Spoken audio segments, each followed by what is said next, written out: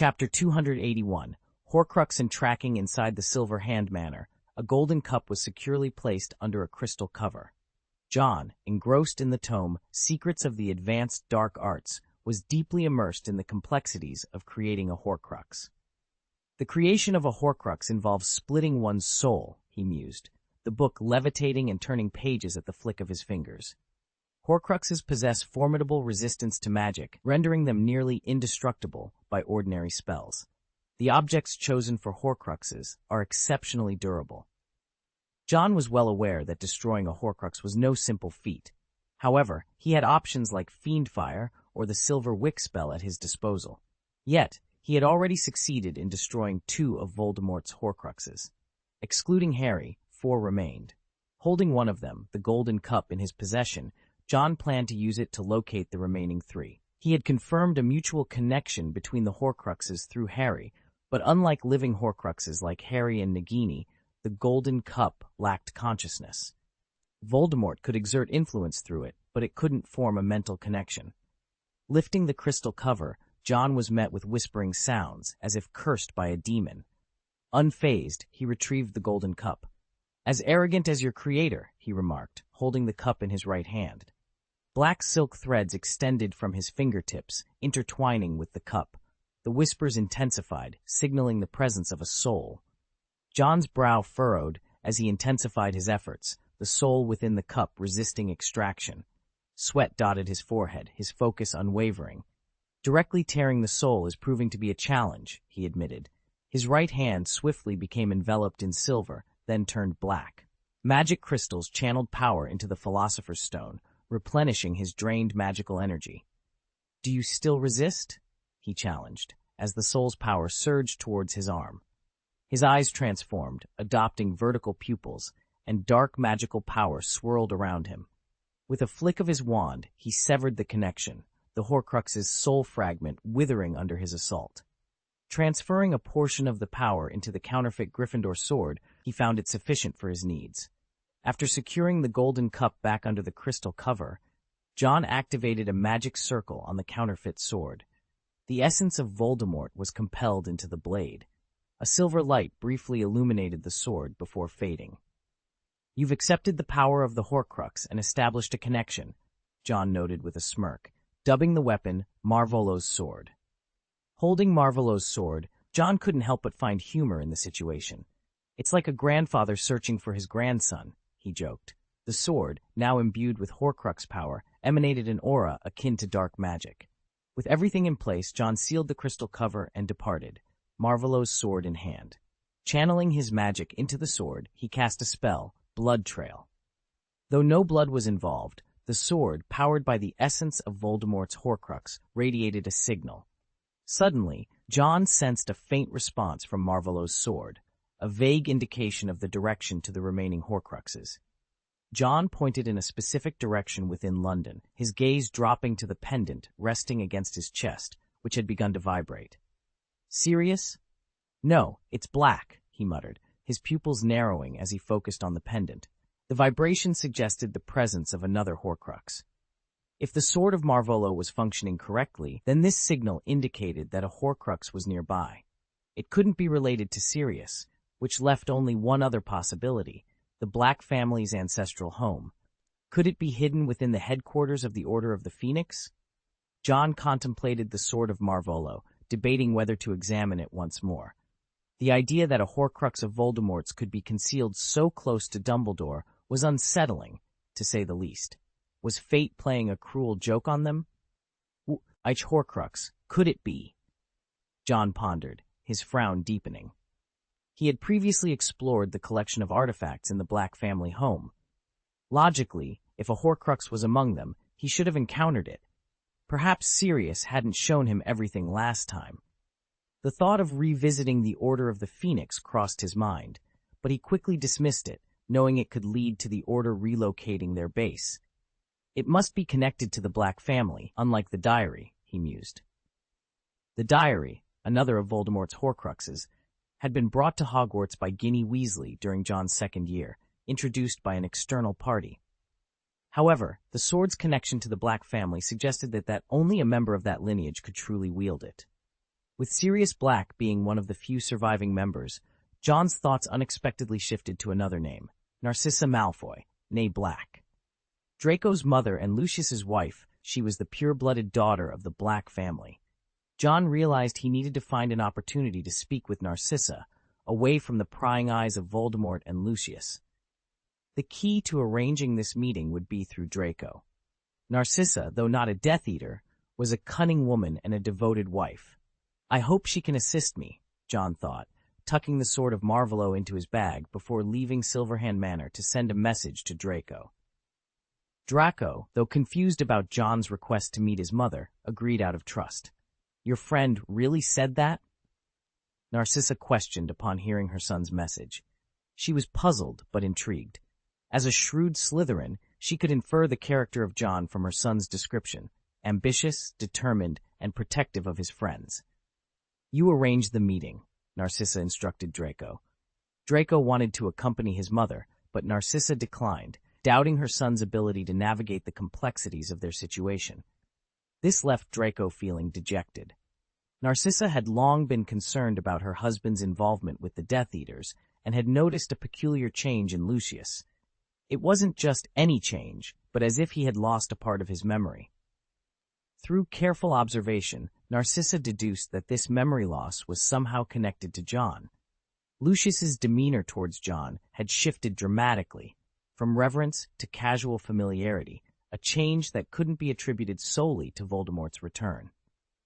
After eliminating all impossible explanations, Narcissa concluded that Lucius must have either forgotten or concealed these memories, and it was all related to John. Narcissa vividly remembered Lucius's excitement about changing something significant, the dark mark that had branded him for life. John had promised to remove it, a gesture that would free Draco from the stigma of being a Death Eater's son. Lucius had changed, and Narcissa believed that John was the key to understanding these changes. Narcissa watched as Lucius knelt before Voldemort, his posture one of complete submission. She averted her gaze, a mix of fear and concern for Lucius stirring within her. The thought of him being in danger filled her with dread. As she looked away, a wave of resentment washed over her. Voldemort, why must you still be alive? Wouldn't it be better if you were dead? Then our family wouldn't be caught in this endless turmoil. Her heart ached at the sight of her husband, so diminished and powerless before the Dark Lord. The fear that something terrible might happen to him was almost too much to bear. Narcissa couldn't help but wonder why they had to be part of this chaos. The desire for a peaceful life, free from the shadows of Voldemort's influence, seemed like a distant dream. As these thoughts swirled in her mind, Narcissa's resolve hardened. She knew that no matter what, she would do anything to protect her family, especially her son. The idea of sacrificing everything for his safety was not just a possibility, it was a decision she was prepared to make. The turmoil within her was a testament to the lengths she would go to ensure their well-being, even if it meant facing her deepest fears. Chapter 282, Overturning the Garden and Narcissa. I was wrong, sir. Please let me go, pleaded Mundungus, his cries for mercy reverberating through the garden. John sighed, closing the book in his hands. The black cover, adorned with gilt lettering, contrasted sharply with the ring-adorned hand resting upon it. Before him stood Mundungus, who had been apprehended and brought to John's presence. Tang Mi, with a frown, halted the man's attempt to crawl away. Mundungus, you owe me money, John stated, his gaze lowering to touch the gold letters with his fingers. The fact that I haven't taken your life is a mercy in itself. Your Excellency, I understand you have no desire to kill Mundungus, stammered Mundungus amidst sobs. I will surely repay you. Please, just don't send me back to that place. Mundungus had been relegated to the alchemy workshop as a test subject for new potion developments due to his outstanding debt. Spending 6 days a week in the hospital, he found his situation unbearable. Then, Mundungus, enlighten me on how you plan to repay my money? John inquired lightly. The only asset of any value you possess is your health. John's piercing gaze sent shivers down Mundungus's spine, rendering him speechless. Or perhaps I could offer you an alternative, John suggested with a chuckle, tossing a piece of parchment onto the table. Mundungus glanced down to see a list of names, each accompanied by a price. These are. Mundungus trembled, recognizing the names of Death Eaters on the list. He yelled in horror, "No, I can't do this." "That's unfortunate. You're unable to demonstrate the value you could have provided," John remarked coldly, and despite Mundungus's cries, he was dragged away. Tang Mi approached in time, whispering, "Mrs. Malfoy is already outside in the garden." "The next move is yours," John said, holding the book in his hand. He brushed over the mask, which turned into a silver mist and dissipated. To meet Malfoy's mother, John preferred to be alone. "Don't let Mundungus die. He hasn't yet taken 100 medicines," John instructed. "The Silver Cross Ambulance Hospital is on standby," Tang Mi assured. "I believe he'll manage to finish his treatment." John chuckled and made his way to the other end of the garden, where the number 2 tea room in number 1001 Knockover Garden awaited. Narcissa Malfoy's fingers hovered over her teacup, the teaspoon stirring the coffee and milk with a gentle clink. Her mind was elsewhere, contemplating her visit to meet her son's friend in this unusual place. Knockover Garden, established by Johnny Silverhand, had become a bridge for those previously intimidated by Nocturne Alley, earning it the nickname Nocturne Alley by Day. As the scent of lavender wafted through the air, Narcissa watched a young man approach along the cobblestone path. Holding a copy of the Tales of Bidu the Poet, his smooth black hair and handsome features were complemented by a casual, bookish appearance. To Narcissa, he seemed like a harmless, good-natured boy, which made her less apprehensive about her son's choice of friends. However, Narcissa's primary concern was finding a way to extricate her family from their current predicament. As she and John exchanged glances, she couldn't help but reflect on the fleeting nature of beauty, a law from which she, with her dignified and commanding presence, had managed to escape. Their paths had crossed during the World Cup, but neither had paid much attention to the other at the time. "Mrs. Malfoy," John greeted with a nod and a chuckle. When a waiter inquired about his order, John casually requested a glass of water. Placing the book on the table, Narcissa glanced at it, but quickly dismissed it as irrelevant. "Draco mentioned you had something to discuss with me? If it's related to academic matters, I'm afraid you've come to the wrong person," she said, trying to suppress her irritation for the sake of her son's friend. "Speaking of which," John began, leaning forward to engage in a conversation that would undoubtedly unfold into matters far beyond simple academic concerns.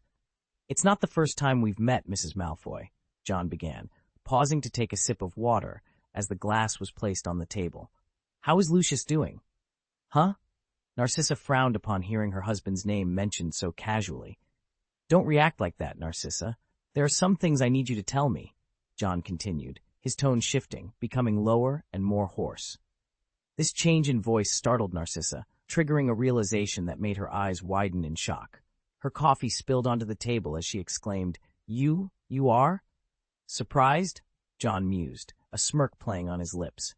"Are you surprised by my youth or by my frankness?" His laughter, low and resonant, filled the room, leading Narcissa's thoughts down a path she wished not to follow.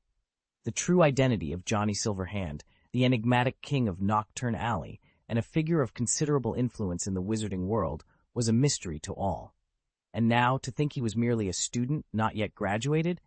The notion was unfathomable. Why would Johnny Silverhand seek me out in such a manner? Is he abandoning the Malfoys? Does he intend to harm me? Narcissa's mind was a whirlwind of confusion and fear.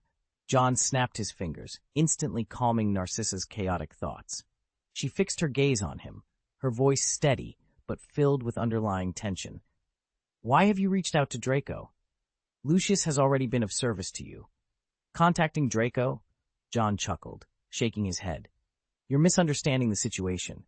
It's not because Draco is Lucius's son that I've reached out. Rather, because Lucius is Draco's father, I'm willing to give him a chance." As he idly played with his ring, his demeanor remained nonchalant. Narcissa, gathering her courage, asked the question that weighed heavily on her heart. "What does Draco mean to you?" The fear that her son might be used as leverage against the Malfoy family was palpable. John's response was immediate and sincere. "Friend, he and I share a friendship where we would give everything for each other." Narcissa let out a sigh of relief. Even without the ability to read minds, she could sense the genuineness in John's words. Reflecting on the positive changes in her son over the years, she expressed her gratitude. "Thank you. It means a lot that Draco has a friend like you." "There's no need for thanks.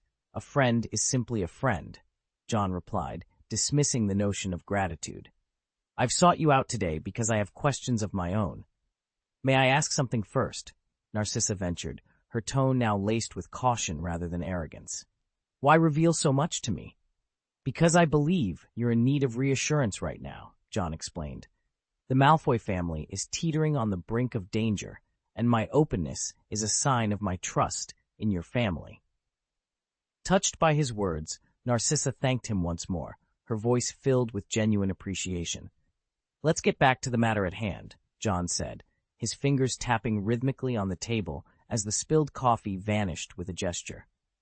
"I'm interested in learning about your family, the Blacks." "The Blacks," Narcissa echoed, taken aback. "I've distanced myself from that family for many years." "I need information on the heirs of the Black family, your siblings," John clarified, his interest piqued. He was determined to uncover who had brought a Horcrux into the Black family's ancestral home. "Well, where to begin?" Narcissa pondered, organizing her thoughts. "In my generation, there were 2 sons and 3 daughters. The eldest, Bellatrix Black, married Rodolphus Lestrange and became a Death Eater. The second daughter, Andromeda Black, married a Muggle-born wizard and was disowned. As for me, Narcissa Black, I married Lucius." She continued, her tone betraying a hint of disdain. "Our family prided itself on its pure-blood status, which greatly displeased my cousin, Sirius Black. He ran away from home and was subsequently disowned by his mother. The Black family has traditionally been aligned with Slytherin, making Sirius's sorting into Gryffindor all the more scandalous." John listened intently, his expression neutral. The situation reminded him of the Weasleys. If one of them had been sorted into Slytherin, the discord it would have caused. The Black family's dynamics were indeed complex, and as Narcissa moved on to the last member of her family, John prepared himself for more revelations. Narcissa's eyes held a deep sadness, a stark contrast to her demeanor when Sirius was mentioned moments ago. "Regulus Black, the most cherished among the Blacks, has always been our pride. Every decision he made was met with approval. He was a Slytherin, and at the tender age of 16, he joined the Death Eaters, seeking the glory of the Dark Lord. Our parents were immensely proud of him." "He was different from us, I know," Narcissa continued, her eyes brimming with tears. She had a genuine affection for her cousin. "He treated Creature, the family's house elf, with kindness and bore a strong sense of duty towards our family. It was this sense of responsibility that led him to join the Death Eaters. Then, one tragic day, he died, and the circumstances of his death remain a mystery. His mother was driven to madness by her grief." Narcissa's voice broke as she spoke. "He was such a good soul. My greatest fear is that Draco might meet a similar fate, dying senselessly." She revealed her deepest fear. Her beloved brother had died under mysterious circumstances, and they were left without even his body to mourn. They were left in the dark, knowing nothing. "From that day on, everything changed," Narcissa said, her gaze drifting to the black hair of the boy before her, as if she saw a glimpse of her younger brother in him. 2 years later, Voldemort was defeated. John remained silent, contemplating death. Could it be that Regulus discovered something, or perhaps Bellatrix had a hand in it? He pondered, eager to understand more about the Horcrux. Narcissa shook her head. "I don't know. Bellatrix was imprisoned in Azkaban shortly after. She was a fervent follower of the Dark Lord and hardly ever returned home. During that time, Regulus was the only one actively involved. Regarding Regulus, I believe Creature, the Black family's house elf, would have more insights than I could offer." "Thank you for your assistance," John said as he stood up. Narcissa also rose, extending her hand in farewell. After parting ways with Narcissa, John felt he had narrowed his focus to 2 key individuals. Chapter 283, The Prefect and Friends. John sat in contemplation for a moment before rising to retrieve the Tales of Beetle the Bard from the shelf. "Perhaps there's another way," he murmured to himself. As he glanced outside, he noticed the gardener tending to the flowers in the garden. Approaching, he commented, "Those are beautiful flowers." The gardener, without looking up, responded with a lifeless tone, "No matter how beautiful the flowers are, They merely mask the decaying corpses beneath the soil. John chuckled lightly. Bright flowers blooming atop rotten soil. Perhaps in a way that's the essence of sacrifice. Pausing his work, the gardener looked up after a moment of silence. Perhaps you're right. Do you mind if I take one? John inquired. Without a word, the gardener continued his work. John walked into the garden, carefully selected a rose, and snapped it from its stem. He nodded in gratitude to the gardener and proceeded down the path. The gardener, left standing with a shovel in one hand and his other sleeve hanging empty, lifted his head to reveal a pale face. It was Barty Crouch, Jr. Upon returning home, John noticed the crowd that had gathered outside his house had dwindled to just 3 individuals, including the tall man he had encountered previously. They greeted him respectfully as the young master. Inside, his parents were in the midst of a discussion about purchasing a new house. "You've lived comfortably here. Why consider moving?" John asked, puzzled. Watson, rubbing his hands awkwardly, didn't respond immediately. Mrs. Wick explained, "We simply don't have enough space for the wizard chess set you sent us." John realized the true reason behind the discussion. He glanced at his father, understanding without needing further explanation that this was indeed his father's idea. Hua Sheng bluntly added, "Besides, if you buy it and don't use it, it's just a waste of money." "I doubt it would be more wasteful than a house just to accommodate wizard chess," John retorted, looking at his father with a mix of amusement and disbelief. In truth, John had no particular preference for their living situation. Moreover, he had cast numerous spells in their current home. Moving would mean having to set everything up again, a prospect he found quite bothersome. In front of his father, John magically reduced the size of the golden wizard chess pieces, which were as tall as a man. Watson, in a dramatic display of attachment, clung to the king piece, refusing to let go. The golden king, modeled after Watson, was unique in that it could move on the board and bore Watson's likeness. "Wife, look at this," Watson appealed to Mrs. Wick, feeling somewhat displaced. Then, the golden queen, resembling Mrs. Wick, approached, and the king piece, which had been so stubbornly held moments before, was now easily taken away by the golden queen. Watson, left alone and forlorn, lamented, "At least leave me one." John, after a moment's thought, took out the golden and silver kings and dropped them to the floor. Upon landing, they transformed back into their full size and stood guard at the door. Watson's spirits lifted as he admired his likeness in the golden king. The remaining chess pieces were carefully stored away by Watson, who seemed almost tempted to see if they too would enlarge if dropped. However, Mrs. Wick promptly intervened and took them away. Later, in the attic, John was greeted by Basil, his messenger owl, who had grown somewhat out of shape from lack of exercise. Tom, the cat, playfully chased after Basil, but was quickly deterred by a flap of the owl's wings.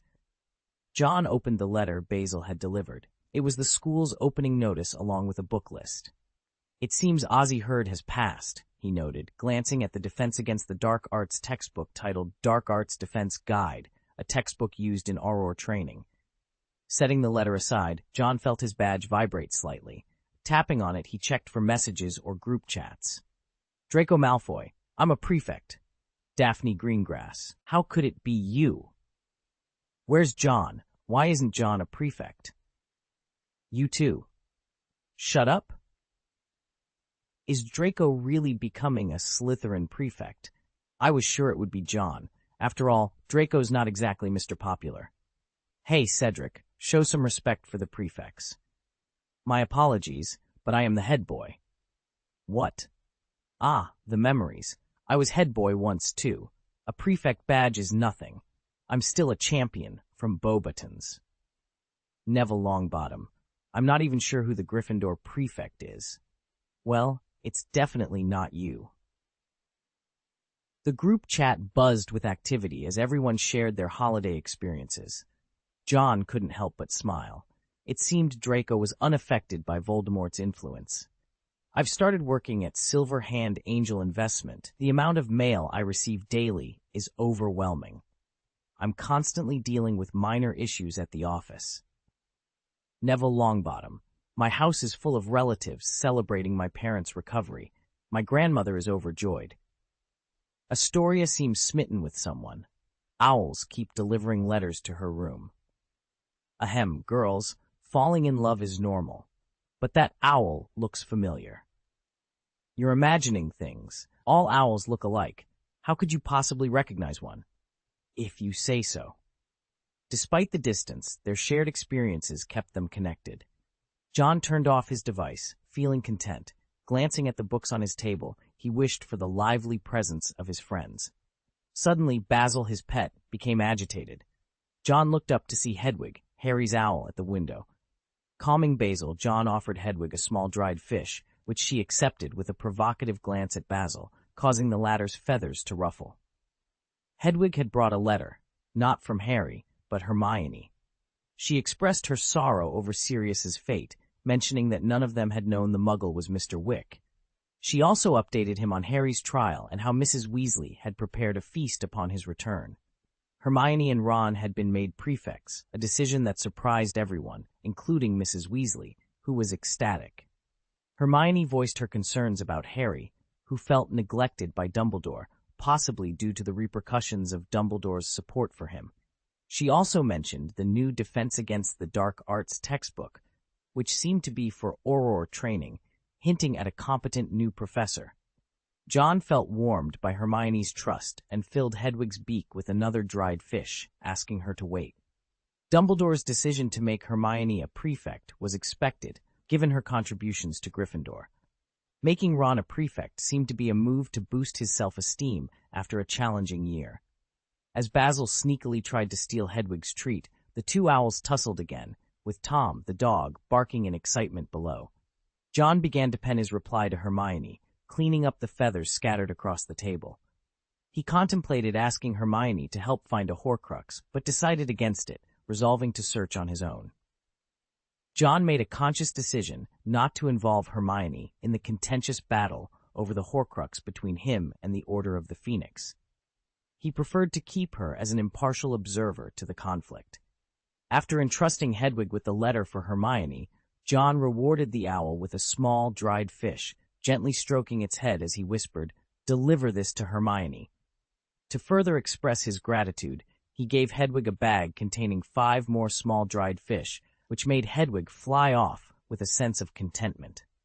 Meanwhile, Basil, John's other pet, expressed its displeasure by pecking at John's finger, prompting John to appease it with a pile of small dried fish.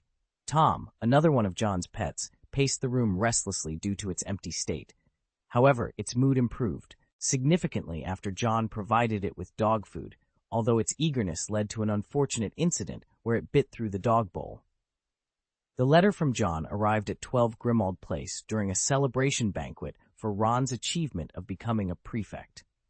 Hermione, upon receiving the letter, sought to reassure Harry by showing him the small, dried fish that came with it. "Look, John won't harm you," she said, trying to ease Harry's concerns. Perhaps he's just fond of Hedwig. Harry, still harboring resentment towards John for the near harm to his godfather and feeling sour over not being made a prefect, was in a foul mood. Hermione, frustrated with Harry's negative perception of John, retorted, "John isn't as terrible as you believe." Ron, who had been listening while eating, chimed in with his mouth full. It's common knowledge that John has a soft spot for animals. Hermione shot Ron a sharp look, silently pleading with him to refrain from exacerbating the tension between her two friends. "Hermione, it's not as grave as you make it out to be," Ron said after swallowing his food, trying to downplay the situation. Hermione, who often played the roles of mediator and caretaker among her friends, could sense that Harry's mood had been off ever since his trial, which worried her deeply. She knew that if John were in Harry's place, she wouldn't be as concerned. Under her watchful eye, Harry managed a weak smile, hoping that the start of the school term might bring some improvement to his spirits. Harry's attention then drifted to the newspaper on the table, which reported on Dumbledore's censure by the Wisengamot and his declaration of Voldemort's return. The outside world, skeptical of the news, had some believing Dumbledore had lost his sanity. Curiously, the Ministry of Magic had yet to take a clear stance on the matter, adding to the uncertainty and tension that permeated the air. Chapter 284, Mundungus's Debt Repayment. The Lion bookstore had dispatched the textbooks required for the school year to John's home via owl mail. For those willing to pay a premium for postage, Lion bookstore was more than accommodating. Basil, John's trusted owl, had been particularly busy of late, tasked with delivering an array of letters, but one letter stood out among the rest. It was from Horace Slughorn, the former head of Slytherin and potions master at Hogwarts. Their correspondence had begun through a mutual acquaintance, Dharma Alex, evolving into a pen-pal relationship. Slughorn, with his penchant for collecting influential contacts, found a kindred spirit in John. However, their motivations diverged. John leveraged his network for ambitious endeavors, whereas Slughorn reveled in the prestige it afforded him. Over 2 years, their exchanges had covered various topics, particularly potion science, with Slughorn occasionally sending gifts like mead and pineapple preserves. Slughorn's insights had once been sought on a soul potion, though John ultimately found a more suitable solution elsewhere. Their connection had deepened when Slughorn learned of John's blood curse thesis, co-authored with the talented Dharma Alex. In his letter, Slughorn expressed admiration for John's prowess, lamenting his own retirement and the missed opportunity to mentor such a promising student. He reminisced about past students, including Lily Evans, whose tragic end at the hands of another pupil haunted him, a stark reminder of the darker aspects of his legacy. John, preparing to reply, had questions for Slughorn that delved into more controversial areas of magic. As he replaced Basil's snack with the letter, he reassured the owl of a replacement treat upon its return. Basil, albeit reluctantly, took flight with the letter. Shortly after, Riddle, another of John's owls, arrived with a letter from Tang Mi and a mysterious box. Inside, John discovered an assortment of silverware and magical artifacts, including a purple pajama robe that animatedly attempted to strangle him. A quick intervention by one of John's enchanted robes neutralized the threat. Curious about the origins of these items, John recognized them as belonging to the Black family estate, a realization that prompted a chuckle. Mundungus Fletcher, a known thief, had evidently pilfered these items, hoping to settle his debts with John. Among the artifacts was a music box that, when played, lulled Tom into drowsiness. John mused over the potential uses of such an item, acknowledging Mundungus's unconventional method of repayment. In his response to Tang Mi, John outlined his thoughts on the matter, subtly hinting at the complexities and unexpected turns of managing a network as vast and varied as his. The items Mundungus Fletcher had pilfered could indeed settle some of his debts, albeit only a fraction. Given Mundungus's unscrupulous nature, the knowledge that he could clear his debts would likely only embolden him further. His actions were so covert that not even Dumbledore, with his mastery of legilimency, could discern his whereabouts or intentions. This raised a significant concern. Dumbledore, in your pursuit of allies, you've grown blind and foolish, John mused, observing the situation with a critical eye. To think a common burglar has been welcomed into the Order of the Phoenix. Has your confidence made you naive? Glancing at Tom, the young boy appeared robust and had fallen into a deep sleep. John placed the music box beside Tom, deciding it could serve as a toy since the boy seemed fond of it. As for the nightgown, John effortlessly summoned it with a snap of his fingers. Bringing his hands together, he conjured a magical circle upon the garment. With a flick of his finger, the nightgown floated up, affixing itself to the ceiling. John had no intention of donning someone else's attire. August 31st marked the day before the commencement of the school year. John set out early, making his way to Johnny Silverhand's shop. The establishment was now under management of Kim Lettisley, with Tang Mi having departed.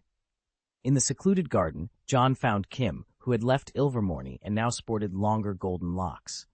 John stood by, observing as Kim, with a paintbrush in hand, worked on a canvas depicting a field of sunflowers. The painting was nearing perfection.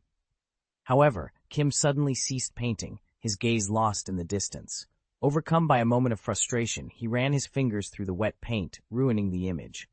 "I can't capture it," Kim confessed, a bitter smile on his face as he ran his paint-stained hands through his hair, leaving streaks of color amidst the blonde strands. "Don't force it," John advised calmly, placing a reassuring hand on Kim's shoulder. I hope to see you again," Kim admitted, his voice tinged with melancholy. That's a sentiment many share, John responded, his presence offering a semblance of comfort. Kim, would you paint something for me? He requested. With a silent nod, Kim replaced the canvas, ready to start anew.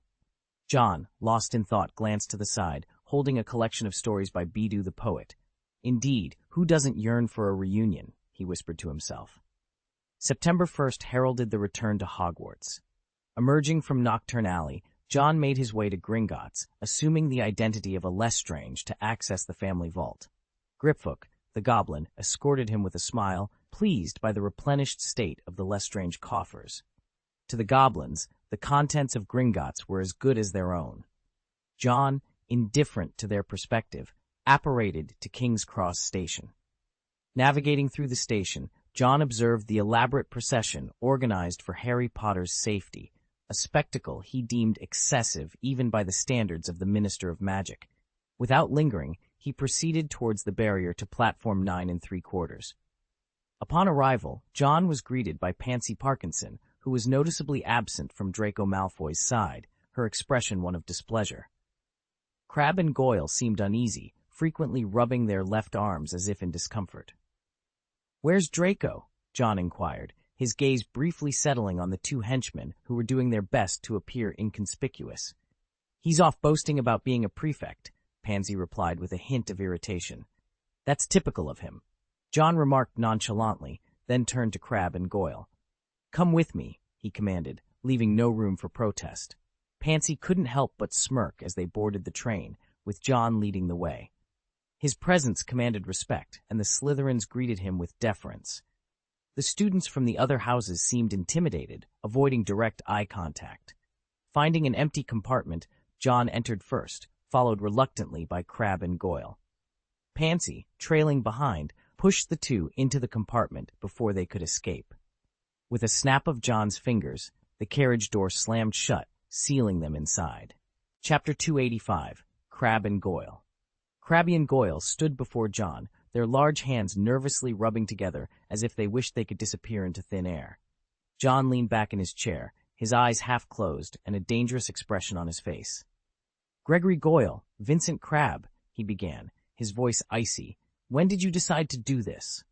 "John, I don't know what you're talking about," Crabbe stammered, his hands waving in a futile attempt at denial.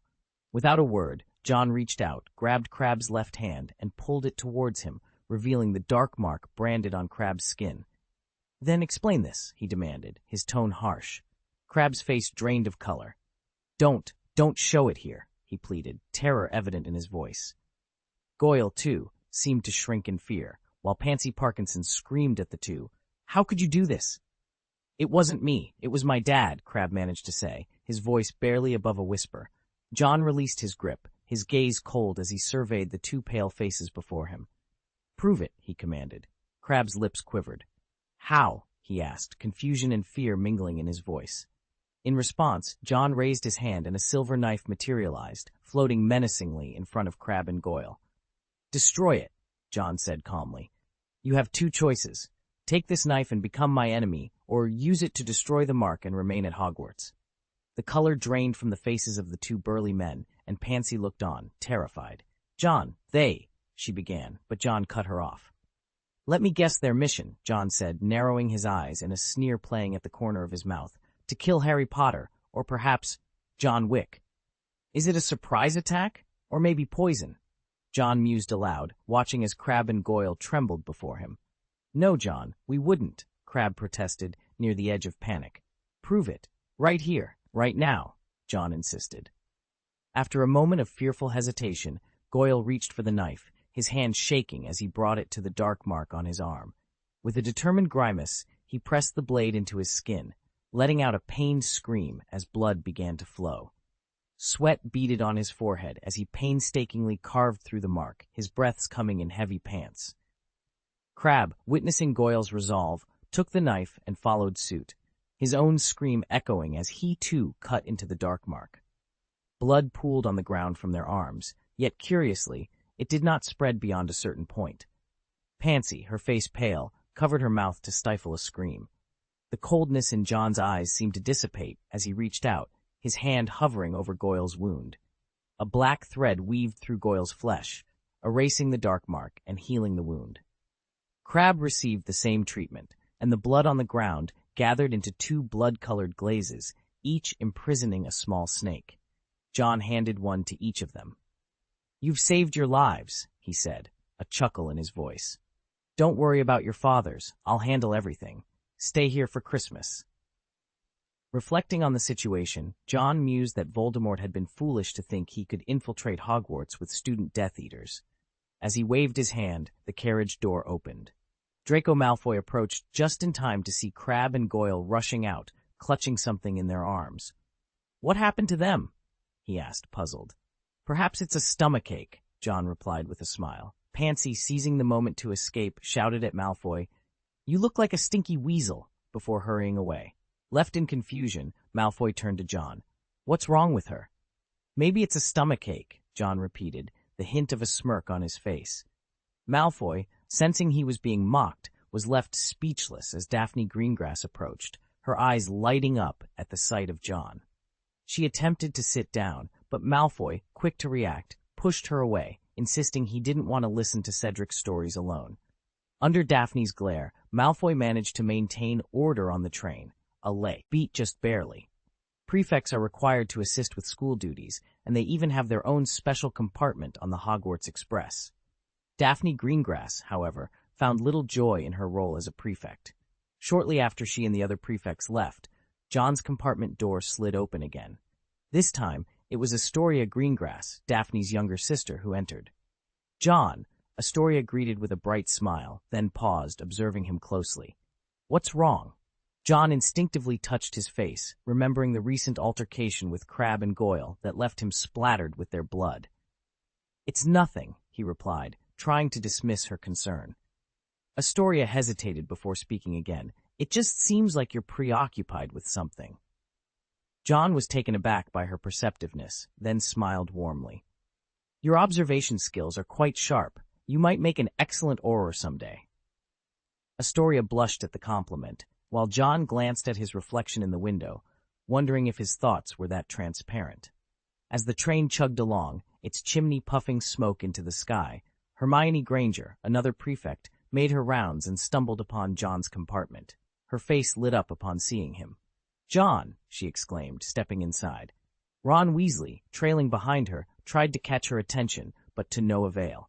Astoria eyed Hermione warily, sensing the tension. Hermione, looking somewhat guilty, began, "I'm sorry about what happened last time." John interrupted with a reassuring smile. "Hermione, we're friends. Do you really think I'd hold a grudge?" Hermione's face brightened at his words.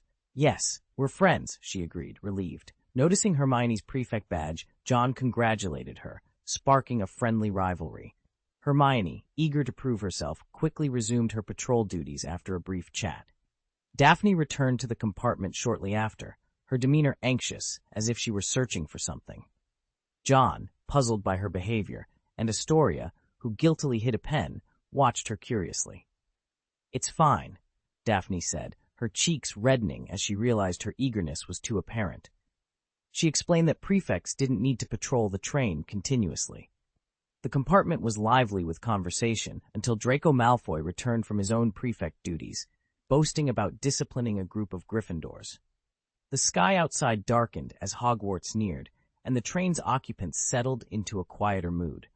Upon arrival, they noticed that Hagrid was absent, replaced by a woman with a sharp chin and neatly trimmed hair.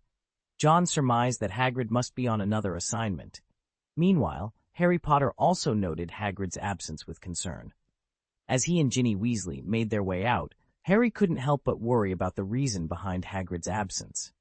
His thoughts were interrupted when he noticed something unusual about the carriages waiting outside.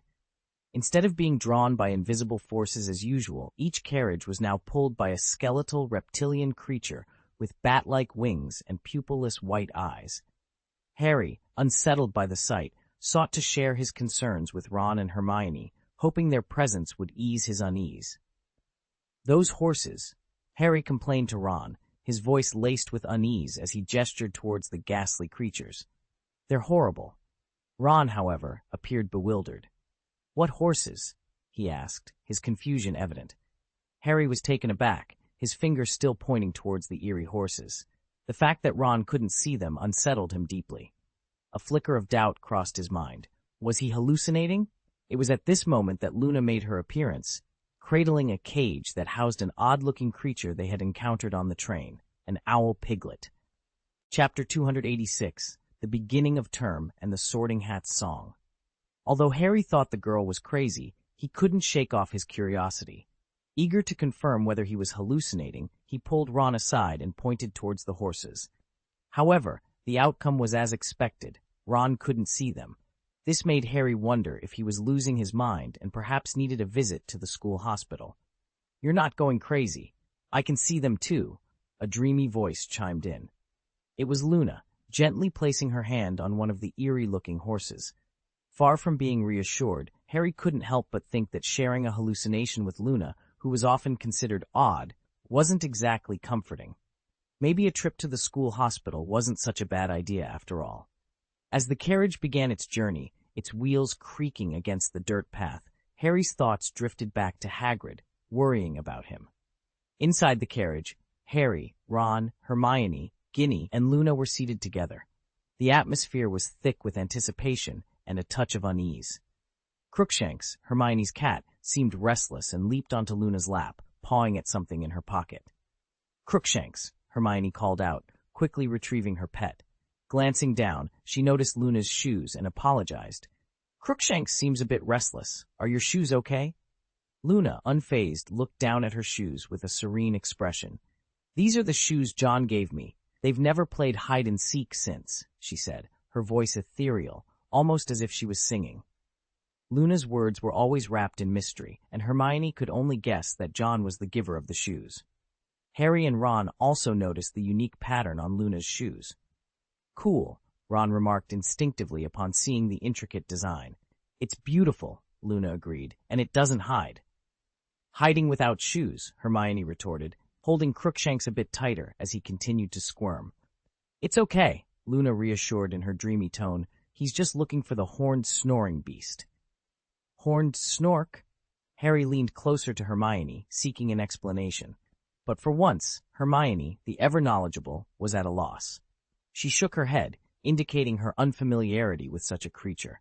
Suddenly, a sound resembling a fart caused everyone in the carriage to cover their noses, except for Luna, who remained unfazed. A small creature was perched on the stopper necklace Luna wore. Crookshanks hissed a warning, drawing everyone's attention to the peculiar sight. "What is this?" Hermione wondered aloud, her mind racing through her extensive knowledge, yet finding no match for the creature before them. The horned snork, as Luna called it, clung to her necklace, weaving through her hair. Feeling the intense gaze of the group, it emitted the same farting sound before vanishing from sight. "Harry, your shoulder," Ginny pointed out.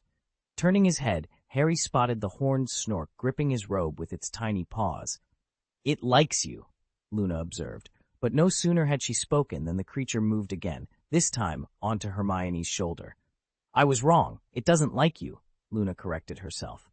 The carriage had transformed into a makeshift research conference, with everyone's curiosity piqued by the horned snork. Luna gently held the creature in her hands, and with a soft puff, it reappeared, looking timid. "What is this?" Ginny inquired, her curiosity piqued.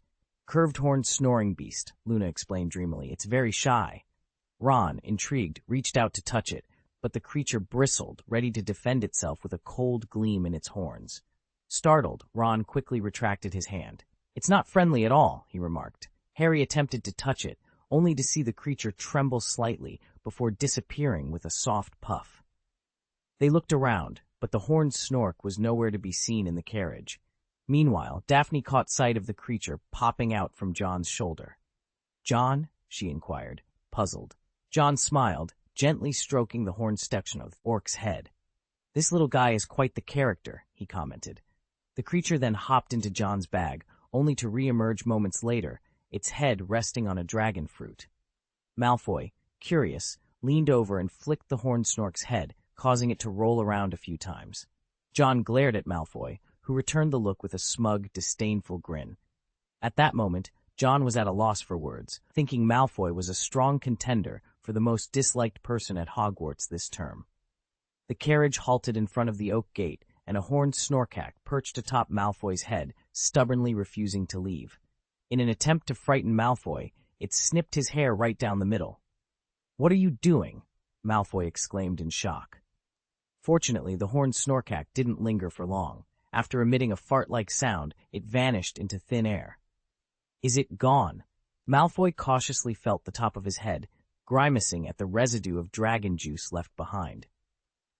"Back to its owner," John said crisply, snapping his fingers. A gust of wind magically cleared the dirt from Malfoy's hair. They proceeded through the foyer into the grand dining hall, which was bustling with activity. The hall was adorned with house banners, and the enchanted ceiling mirrored the dark, starry sky above. Candles floated serenely over the tables, casting a warm glow. John's gaze drifted to the staff table, noting Hagrid's conspicuous absence. His oversized chair had been replaced with a standard one. A striking woman with bold red lips, dressed in a linen trench coat and sporting voluminous waves, caught his eye. She seemed on the verge of lighting a cigarette, but restrained herself. This was Ozzie Hurd. Nearby, Dolores Umbridge, clad in her signature pink, conversed with Dumbledore, radiating a sense of smug superiority. Despite his suspension, Dumbledore's presence at such an important event was a given.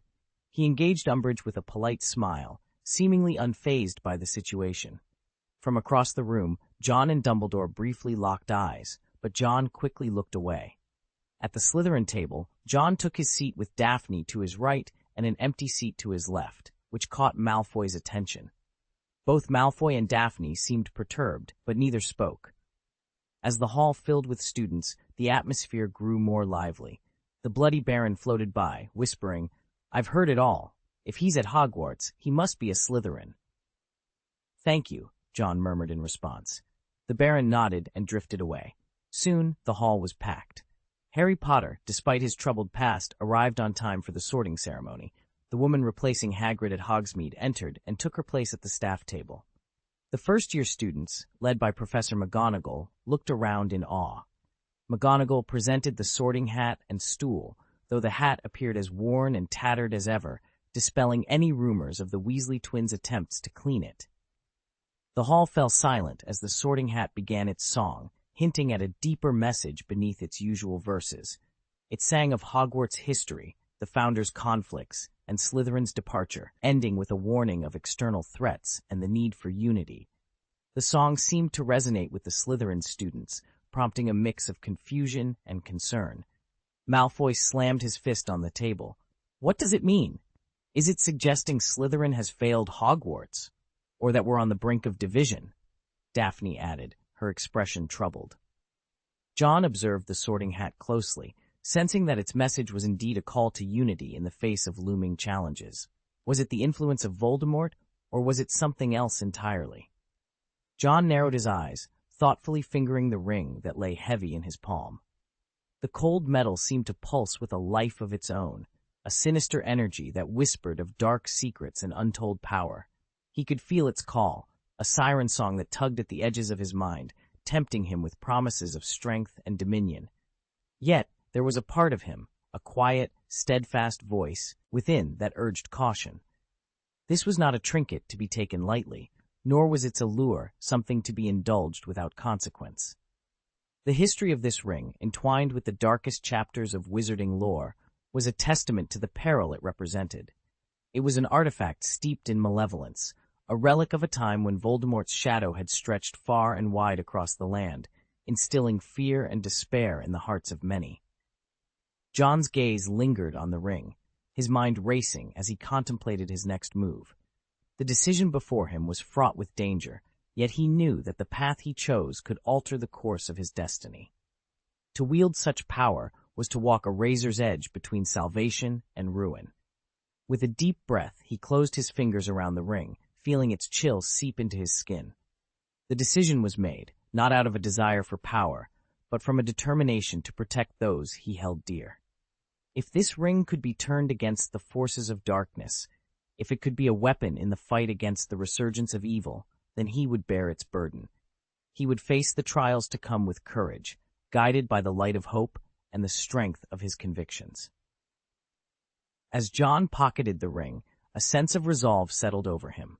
The road ahead was uncertain, fraught with challenges and dangers untold, but he was ready to face whatever lay in wait. With a final glance at the darkening sky, he turned and made his way back to the safety of Hogwarts, the ancient castle that stood as a beacon of light in a world shadowed by the specter of Voldemort's legacy. Chapter 287, Hermione's Discovery and the Moments After. As the sorting ceremony concluded, John observed a few students departing the stage with a mix of excitement and nervousness. Among them were two children from the werewolf community, Seven and Ace, both of whom had been adopted by Old Jack. They were the same age and had faced hardships from a young age, determined to make the most of their new beginning at Hogwarts.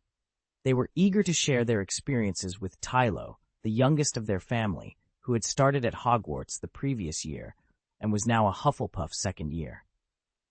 In addition to Seven and Ace, there was another werewolf student who had been adopted by a Muggle couple. John reflected on the increasing acceptance of werewolves at Hogwarts, considering it a significant step towards their integration into the wizarding community. He pondered the nature of lycanthropy, likening it to a curse that, unlike the blood curse, was not hereditary but transmitted through bites. This aspect of werewolf lore was a source of fear within the magical world. John was determined to find a solution to mitigate the curse's effects, envisioning an inhibitor that could suppress the transformation, thus reducing the risk of transmission. He believed that with such a measure in place, the wizarding community could better accommodate werewolves, given their ability to heal even severe injuries. The atmosphere in Slytherin House was tense, causing unease among the new students.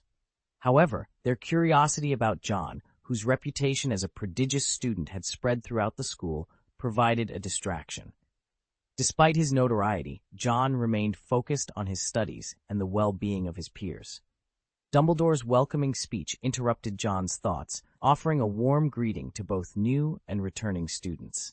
The headmaster's brief yet heartfelt address was followed by a feast, during which John discreetly passed a star pie to Malfoy, opting instead for a simple piece of bread. Malfoy, noticing Crabbe and Goyle's unusual behavior, inquired about their new pet, a small snake encased in blood-colored glass. The two boys, typically obedient, now clung to their possession, refusing to share it with Malfoy. This defiance puzzled Malfoy, who was further irritated when Pansy threw a potato onto his plate, signaling him to remain silent. Sensing an opportunity, John suggested that Malfoy take Crabbe and Goyle to the Star Club later, a proposal that surprised Malfoy given the club's exclusivity. The mention of his father, Lucius, and the return of Voldemort over the holidays explained Malfoy's subdued demeanor.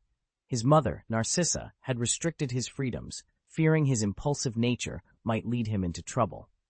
Throughout the dinner, Crabbe and Goyle ate cautiously, as if savoring each bite might be their last. Amidst these developments, Hermione made a discovery that would soon demand their attention, hinting at challenges and mysteries yet to unfold at Hogwarts. Hermione Granger, known for her intellect, found the new Song of the Sorting Hat particularly revealing. It hinted at a brewing storm within Hogwarts. As she observed Ron Weasley eating voraciously, her irritation grew. She turned to nearly headless Nick, the Gryffindor house ghost, seeking clarity on his earlier cryptic comments about the hat's warning. "Ah, yes," Nick began. "I've heard the Sorting Hat issue warnings a few times. It seems to possess a knack for sensing danger within the school. Its advice, invariably, centers on unity and maintaining internal harmony." Ron, his mouth still full, attempted to interject, but his words were lost in his meal. Once he had managed to swallow, he questioned, "How can a hat know if the school's in danger?" "I'm not entirely sure," Nick confided, leaning closer to the trio. "It spends most of its time in Dumbledore's office. Perhaps it overhears things." "It's advocating for unity among the four houses?" Harry pondered aloud, skepticism clear as he glanced towards the Slytherin table. "That seems high, unlikely." Harry doubted the Sorting Hat's wisdom in wishing for camaraderie among the houses, especially considering the notorious indifference Slytherins showed towards the other houses. However, Nick offered a different perspective, noting that there was harmony among the ghosts of the four houses, a comment that Ron dismissed with a jibe about Nick's fear of the Bloody Baron. Nick, affronted, retorted, "I, Sir Nicholas de Mimsy Porpington, have never shied away from a challenge in my life. My lineage is of the noblest blood." "What blood?" Ron quipped, unable to resist a jab. "You surely don't have any now." Nick, visibly upset by the disrespect, stormed off. Hermione, however, had gleaned something important from the conversation. The crisis at hand, she realized, was tied to Voldemort's desire for division among the houses. "I agree," Hermione said, her mind racing. She couldn't help but worry about the implications of the Sorting Hat's message, especially considering her friendship with John, a prominent figure in Slytherin. Their unique bond made the thought of any conflict between their houses particularly distressing. In a moment of frustration, Hermione's anger towards Ron's obliviousness boiled over, leading her to throw a book at him. Despite the surprise attack, Ron continued to eat, albeit with some difficulty. As dinner concluded, the students dispersed, their bellies full. Among the new students, a young werewolf named Seven was sorted into Ravenclaw, showcasing his intelligence. Ace found his place in Gryffindor, and another werewolf joined Hufflepuff.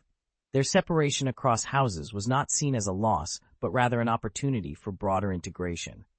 Little Jack, another werewolf, extended an invitation to the Hufflepuff table, maintaining his secret identity. His ability to blend in was aided by his interest in herbal medicine, a skill likely honed during his time in the wild, and one that endeared him to Professor Sprout. Dumbledore's closing remarks echoed familiar warnings about the Forbidden Forest and Filch's perennial request for students to refrain from using magic in the corridors. John, reflecting on Filch's peculiar enjoyment of chasing students, wondered if anyone would ever manage to escape his detention through sheer speed. So far, no one had succeeded, but it remained a humorous challenge for the students to ponder. Filch, with his almost superhuman speed, had an uncanny ability to catch students attempting to flee. "This year, we've seen some changes in our teaching staff," he announced, his voice echoing through the corridors, signaling a shift in the atmosphere of Hogwarts. Chapter 288, 5th Grade and the New Professor. "Our Professor of Conservation of Magizoology needs to take a leave of absence due to certain matters, and Professor Graplan will be stepping in during this period," Dumbledore announced. The response from the students was lukewarm, accompanied by Harry's sigh of relief. "I knew Hagrid was okay," Harry said with a smile, trusting Dumbledore's words and believing that Dumbledore might have sent Hagrid on a mission. As long as Hagrid wasn't dismissed, everything was all right in Harry's eyes. However, he couldn't help but wonder how long Professor Graplan would be teaching. Dumbledore then introduced another new face to the faculty. "We are also delighted to welcome Professor Hild as our new Defense Against the Dark Arts teacher." This announcement was met with enthusiastic applause. After all, the allure of a beautiful teacher was undeniable. Among the older faculty members, Ozzy Hild stood out with her striking beauty, capturing the attention of every young boy in the room. John joined in the applause, while Daphne gazed at Ozzy, lost in thought. "She's an Auror," Harry whispered to his friends. "I saw her at the Ministry, and she was with Johnny Silverhand." "Auror?" Ron asked, puzzled. "What's the deal with Johnny Silverhand?" "I'm not sure," Harry admitted. "It seems Johnny Silverhand is friends with her." Their only encounter had left Harry more impressed by Johnny's lavish display of wealth than anything else. Harry had never met anyone as financially extravagant as Johnny, especially when compared to the modest means of the people he usually associated with. The Weasley family, for instance, often relied on second-hand items due to their large family size. Hermione might be considered well-off in the Muggle world, but her financial status in the Wizarding world was more ambiguous. Dumbledore, despite his wealth, had little need for material possessions. Sirius, Harry's godfather, was indeed wealthy and had even gifted Harry a firebolt, but Harry had never fully grasped the extent of his own wealth. Then there were the members of the Order of the Phoenix. Lupin lived modestly. Tonks was a newly appointed Auror with limited means. Kingsley's financial situation was unknown to Harry, and Moody, despite presumably having wealth, lived a Spartan lifestyle. Johnny Silverhand's public display of wealth, tossing coins as if they were nothing, had been a stark contrast to what Harry was accustomed to. The fact that Johnny could talk about building a hospital as casually as one might discuss grocery shopping, was astonishing. The Weasley twins had informed Harry that the hospital was already operational, serving the communities of Nocturne Alley and Werewolves, and offering something called medical insurance for future hospital stays. The idea of living in the werewolf community briefly crossed the twins' minds, only to be quickly dismissed after a stern reprimand from Mrs. Weasley. They regretted not establishing their shop in Nocturne Alley, a decision made even before the hospital's benefits were known. Harry had considered sponsoring the twins' shop with his winnings from the last Triwizard tournament, which he and Cedric had shared after being declared joint winners, a decision made by Dumbledore to resolve the unprecedented outcome. The betting pool had also turned out to be lucrative, with Johnny Silverhand benefiting from the unexpected result. As Harry pondered the new Defense Against the Dark Arts professor's potential connections to Johnny Silverhand, he couldn't help but feel a sense of wariness. John hadn't forgotten Johnny Silverhand's animosity towards Dumbledore. Meanwhile, Dumbledore continued his address, "And we welcome a special guest, Miss Umbridge." His announcement was met with sparse applause in the Great Hall, indicating a lack of enthusiasm for this special friend. Umbridge's expression soured as she shot Ozzy a venomous glare. John wasn't surprised. Umbridge's unpopularity was well known. As Dumbledore attempted to continue, Umbridge Bow Lildielli interrupted him. John watched in secret amusement, thinking how audacious she was. Few would dare to cut off Dumbledore mid-speech. With diplomatic grace, Dumbledore yielded the floor to Umbridge, who then embarked on a lengthy self-righteous monologue. Malfoy nearly dozed off, and the students' faces mirrored his boredom. Accustomed to Dumbledore's concise and impactful speeches, they found Umbridge's droning, insincere lecture unbearable. The Ministry of Magic has always prioritized the education of young wizards. Each headmaster of Hogwarts has brought innovation to this historic institution. Some changes have been timely and effective, while others, not so much. We aim to perfect what needs improvement and eliminate what must be forbidden. When Umbridge finally concluded, the students, their eyes glazed over, offered belated applause. Dumbledore added a few words before dismissing everyone, much to their relief. Malfoy, eager to leave, was sharply reminded by Daphne of his duties as a prefect. "You expect me to escort the new student back by myself?" Realizing his oversight, Malfoy offered a sarcastic smile, only to notice that John had vanished. "I'm just relieved Umbridge isn't the Defense Against the Dark Arts professor," Ron said, visibly relieved. He found her unbearable, longing instead for the more appealing Professor Hildy.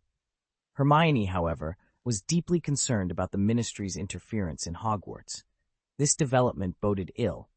Despite hearing the Ministry's plans from Harry, Hermione had hoped Dumbledore would have measures in place. It seemed, however, that Dumbledore had not anticipated these events. Harry, too, was puzzled.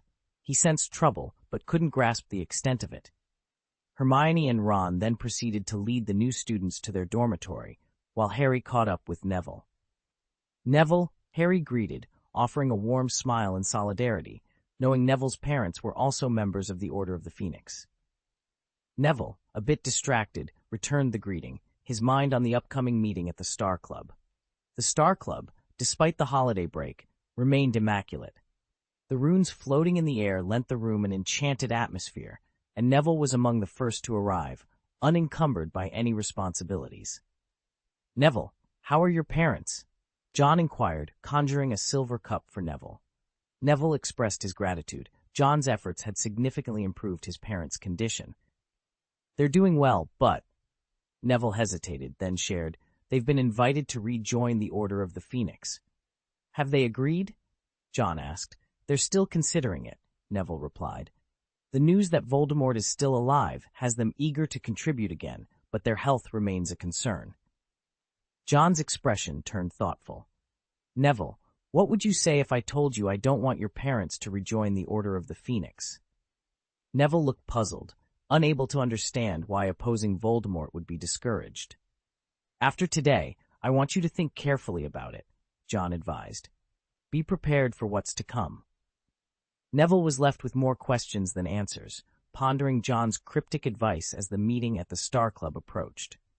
The door to the Star Society swung open, and Malfoy's voice, tinged with impatience, echoed through the room. "Come in. John won't bite." It was Crabbe and Goyle's inaugural visit to the Club of Stars, a place they had only heard about through whispers and rumors during their time with Malfoy. Pansy Parkinson was also present. Though she was puzzled as to why John had summoned her, she bore no dark mark, and the tales of John's ferocity had instilled a sense of fear in her. As the trio entered, they were followed closely by Daphne Greengrass and Cedric Diggory. The assembly of these individuals in the room gave off an air reminiscent of a tribunal, which did not go unnoticed by Crabbe and Goyle, visibly unnerving them. "Sit down," commanded John, his voice resonating throughout the space. At his behest, 3 chairs materialized in front of them. Pansy, quicker than the others, took her seat, while Crabbe and Goyle hesitated before finally sitting down. With everyone settled, John rose to his feet. The starlight streaming through the windows bathed his face in a mysterious glow. His voice, ethereal as it traveled across the room, captured everyone's attention. "Now that we're all gathered," he began, his tone serious yet inviting, "it's time we discuss certain matters concerning the Club of Stars, Voldemort, and Dumbledore."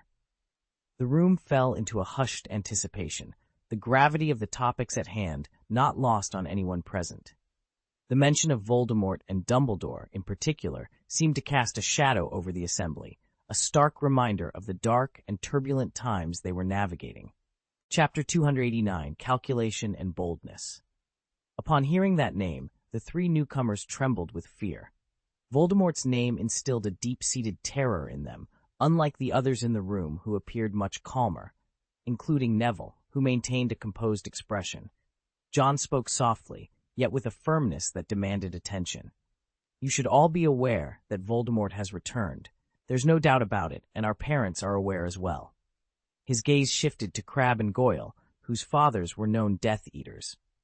The revelation caused them to sweat profusely, their anxiety palpable in the tense atmosphere. "I want to make it clear," John continued, his voice steady, "that there exists a deep and unyielding hatred between Voldemort and me. This enmity will only end with the death of one of us. Therefore, I will not tolerate any foolish allegiance to Voldemort within these walls, especially not in Slytherin." At his words, Crabbe and Goyle hung their heads in shame. The room's attention was now squarely on them. Malfoy, visibly shaken and with a mix of anger, betrayal, and disbelief, drew his wand.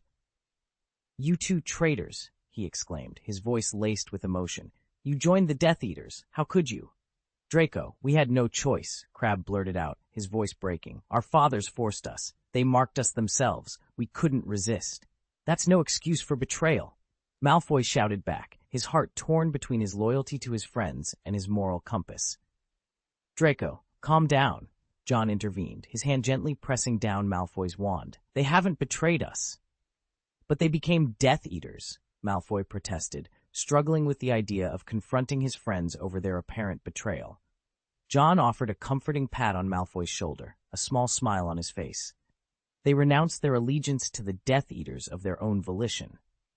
At John's words, Malfoy looked up, his gaze shifting to Crabbe and Goyle, who revealed their arms, showing only faint scars where the dark mark should have been. "We haven't betrayed anyone," Goyle declared. Malfoy's tension eased, and he slumped down, muttering a half-hearted apology for his earlier outburst. Cedric, observing the scene, shook his head, knowing well Malfoy's dramatic tendencies. With the situation somewhat diffused, John turned his attention to Pansy, who nervously denied any involvement with the Death Eaters. John's gaze was understanding yet serious. "Your father might pressure you into joining them. When faced with a choice between friends and family, what will you do?" Pansy was visibly conflicted, torn between her loyalty to her friends and her family's expectations. Daphne, seeing her friend's distress, asked John for a solution. John, with a reassuring chuckle, hinted at a plan. "There's a way to resolve this once and for all." He then inquired about Crabbe and Goyle's mission, to which they hesitantly replied, "Poison." John, unfazed, revealed his strategy. "The solution is simple. Kill Voldemort." The room fell silent, the simplicity of the plan stark against its daunting challenge. John, however, smiled mysteriously. "We might not be able to do it, but there's someone who can, Dumbledore." The mention of Dumbledore sparked a mix of hope and skepticism. Cedric voiced his concern about Voldemort's elusive nature, but John casually dropped a bombshell. Voldemort is currently hiding at Draco's house. The revelation stunned everyone, especially Crabbe and Goyle, who felt a mix of betrayal and anger. "You accused us, yet you were harboring him all along," they exclaimed, feeling wronged. Malfoy, his expression dark, clarified, "My father is the one who brought him. I was against it, but my mother intervened." As the group processed this information, it became clear that their battle against Voldemort would require not just bravery, but also cunning and unity. The path ahead was fraught with danger, but together they might just stand a chance. John clenched his fists. "This is indeed a significant advantage for us," he said, shaking his head slightly. "Knowing Voldemort's whereabouts can greatly aid our efforts." "Wait, you all intend to confront Voldemort?" Pansy asked, her voice laced with disbelief as she looked at the members of the Star Club. "Is it because the Star Club is filled with daredevils, or am I just out of the loop?" The idea of a group of students plotting to defeat Voldemort seemed ludicrous to her. Malfoy let out a scornful laugh. "Pansy, your naivety is astonishing. We're talking about Voldemort here. Are you surprised because you're sheltered, or because we're audacious?" Pansy couldn't help but think the world had gone mad. After John used a spell to calm Pansy's nerves, he explained, "A baby once defeated Voldemort. Why shouldn't we believe we can do the same?" But that was the chosen one, Pansy thought to herself, feeling as though she was seeing these people for the first time. Her childhood friend and her best friend now seemed to believe that this audacious plan was entirely feasible. Is the Star Club a haven for both monsters and geniuses? Dumbledore has formed a group called the Order of the Phoenix, which stands as the greatest adversary to the Death Eaters. They're preparing to confront Voldemort, John explained calmly. "We need to find the right moment for the Order of the Phoenix to engage with the Death Eaters." John's strategy was to pit two powerful forces against each other and benefit from their conflict. He was aware of the movements of both the Order of the Phoenix and the Death Eaters, making his plan feasible. While he could easily inform Dumbledore of Voldemort's location at Malfoy Manor, doing so wouldn't maximize their advantage. John aimed to orchestrate a clash between the century's two strongest factions, hoping to gain from the fallout. He didn't expect Dumbledore to defeat Voldemort, given the existence of Horcruxes, but he saw value in weakening Voldemort's forces. Turning to Neville, who appeared somewhat confused, John said, "Neville, you should understand." "What do you mean?" Neville asked. "I plan to leverage the Order of the Phoenix, so I hope your parents won't get involved," John explained patiently. After a moment of silence, Neville responded firmly, "Understood. I'll ensure they stay out of it." John nodded, relieved, and then cast a meaningful glance at Crabbe and Goyle. "I'll need your assistance," he said, his tone implying the gravity of their undertaking. The two gulped, realizing the enormity of plotting against both Voldemort and Dumbledore. They felt utterly powerless to resist. By the next day, the discussions within the Star Club had become a closely guarded secret. The first day of school brought with it a potions class, an experience many found less than pleasant, especially those in Gryffindor. Harry, in particular, faced Snape's wrath. Snape's disdain for Harry joining the Order of the Phoenix was palpable. Harry's lack of attention to the potion's instructions only fueled Snape's ire, while Malfoy's laughter echoed through the classroom. John, as usual, earned extra points, a common occurrence by now. After class, Harry was visibly frustrated. He had argued with his dorm mates the previous night, upset that Siamis, like many others, refused to believe in Voldemort's return. "I thought he'd be a bit more bearable this year," Hermione said, her tone reflecting her disappointment, "especially now that he's part of the Order of the Phoenix." "Poisonous mushrooms don't change their spots," Ron grumbled. "I've always thought Dumbledore was mad to trust Snape. Has he really stopped serving you-know-who?" Hermione countered, "I believe Dumbledore has sufficient evidence, even if he hasn't shared it with you, Ron." "Enough, both of you," Harry snapped, his irritation reaching a boiling point. "Can we please just calm down for a moment?" With that, he stormed off, leaving Hermione and Ron in stunned silence. Chapter 290, Sybil and Umbridge. The fifth year at Hogwarts is a crucial time for students, as it involves preparing for the OWL exams, which are essential for graduation. This period is marked by a heavy workload and significant academic pressure. However, for John, these challenges seem inconsequential. His exceptional performance in annual missions has made classroom attendance almost redundant for him.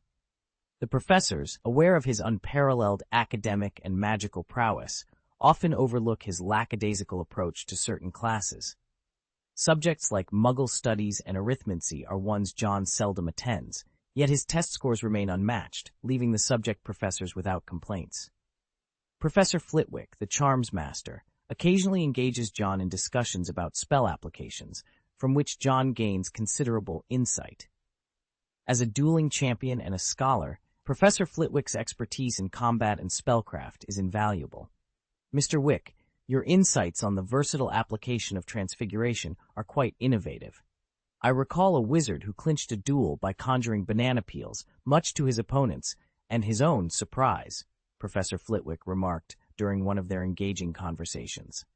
As John prepared to leave, Professor Flitwick mentioned his next class. Heading to divination? Professor Trelawney is, without a doubt, one of our most unique faculty members, he said, glancing around before leaning in. To be frank, none of us expected Dumbledore to offer her a position. At times, she resembles those Muggle fortune-tellers more than a Hogwarts professor, he added, his tone diplomatic yet candid. Professor Flitwick then shared a concerning development. The Ministry has sent an inspector, Umbridge, to evaluate Hogwarts' educational standards. Professor Trelawney might find herself in a precarious situation. Despite his reservations about Trelawney's methods, Flitwick's warning was sincere, highlighting the potential threat posed by Umbridge, who had been scrutinizing the school's faculty with a critical eye. The Ministry's changing stance towards Hogwarts under the new leadership of Barty Crouch Sr. signaled a shift towards reform, particularly in education. This marked a departure from Cornelius Fudge's tenure, which focused on maintaining the status quo. Crouch's ambition to implement changes hinted at challenging times ahead for Dumbledore and his staff. Upon entering the divination classroom, John found Professor Trelawney visibly distressed, with Umbridge, clad in a pink sweater, meticulously recording her observations. The atmosphere was tense as Trelawney, a descendant of the famed seer Cassandra Trelawney, struggled with her prophetic abilities. Despite her lineage, her proficiency in divination was questionable, often resorting to theatrics to convince others of her foresight. The prospect of being dismissed from Hogwarts, her home for over a decade, filled her with dread. Trelawney's anxiety only abated upon noticing John's arrival. Rushing over with a mix of relief and excitement, she greeted him effusively. "John, my boy, thank you for coming," she exclaimed, her words tumbling out in her agitation. John, somewhat bemused, reminded her, "Professor, I'm just here for class." With John's presence, Trelawney found a semblance of confidence despite her own limitations. In the divination classroom, an atmosphere of anticipation hung in the air as Professor Trelawney treated John with an unusual level of respect, guiding him to his seat as if he were her beacon of hope rather than just another student. Harry, upon entering, couldn't help but be taken aback by the sight of Trelawney, the woman in pink he remembered from the school's opening banquet, now wearing a grave expression. Shortly after Harry settled in, Ron joined him, sharing that the rift between him and Hermione had been mended. "Hermione hopes you won't be upset with us," Ron mentioned, though his tone carried a hint of irritation. Harry, feeling unjustly accused, retorted sharply, "I wasn't." Ron, sensing Harry's frustration, tried to convey Hermione's concern about Harry displacing his anger onto them. Before the conversation could spiral further, Professor Trelawney interjected, redirecting the focus to the day's lesson on dream interpretation, emphasizing its significance in divination as a means to connect with prophecies and uncover future insights.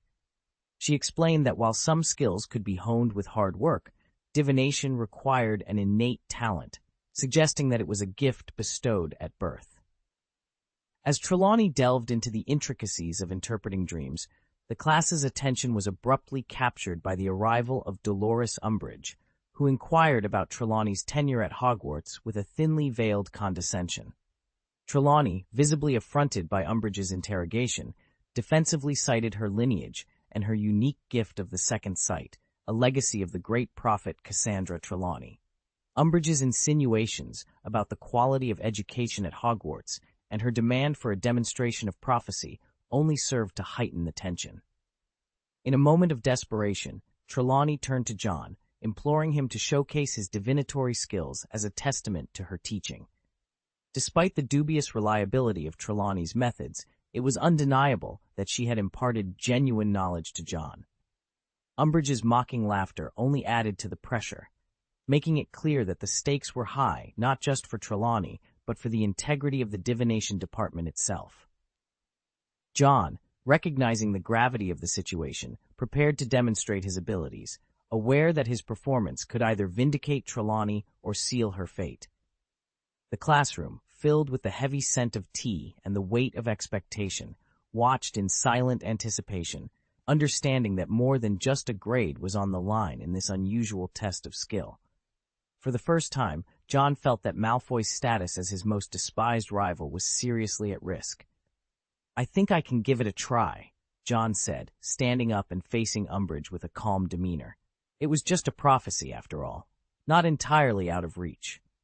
He raised an eyebrow, posing a question to Umbridge. "Are you aiming for short-term achievements, or do you have long-term ambitions in mind? Can I actually choose?" Umbridge responded with a sly smile, her tone dripping with insincerity. "Well then, I'll opt for a short-term realization." "All right," John replied, his gaze fixed on Umbridge. As moments passed, Umbridge began to feel increasingly uncomfortable under his scrutiny. His pale eyes seemed to pierce through her, leaving her feeling exposed and uneasy. It was a sensation that made her skin crawl. "You're going to face a disaster today, the moment you descend the stairs," John finally said, his voice carrying a hint of ominous certainty. Chapter 291, Hild and Defense Against the Dark Arts. Upon hearing the prophecy, Umbridge could only muster a contemptuous smile, seemingly signaling to Trelawney her readiness to depart from Hogwarts. Harry and Ron also harbored doubts about the prophecy's authenticity, deeming it too hastily concocted. However, their skepticism was momentarily set aside when they witnessed Umbridge's ordeal with the trick stairs. As she screamed in distress, everyone turned to see one of her legs caught in the stairs' grasp. Clutching something in her hand, she narrowly avoided a severe injury when the pen she held almost pierced her eye. After extricating her leg, she limped towards the school hospital. Lavender Brown and Parvati Patil gazed at John with admiration and curiosity, asking, "How did you know?" John, with a mysterious smile, simply replied, "Prophecy and tricks." Peeves, the poltergeist, emerged from the staircase, evidently hoping to find a student ensnared by the stairs. He appeared slightly disappointed to find the victim was not a student. The afternoon brought with it the Defense Against the Dark Arts class, taught by the charismatic Ozzy Hurd. The boys, in particular, were visibly excited, reminiscent of the enthusiasm seen during Gilderoy Lockhart's tenure.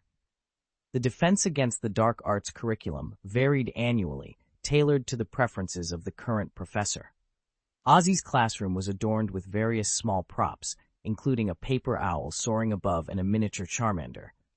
"Welcome, everyone," Ozzy greeted, a peppermint lollipop in place of her usual cigarette, a concession to the classroom's no-smoking rule. "Please take out your textbook, Dark Arts Defense Guide. Today, we'll focus on practical skills, such as enhancing your proficiency with your wand."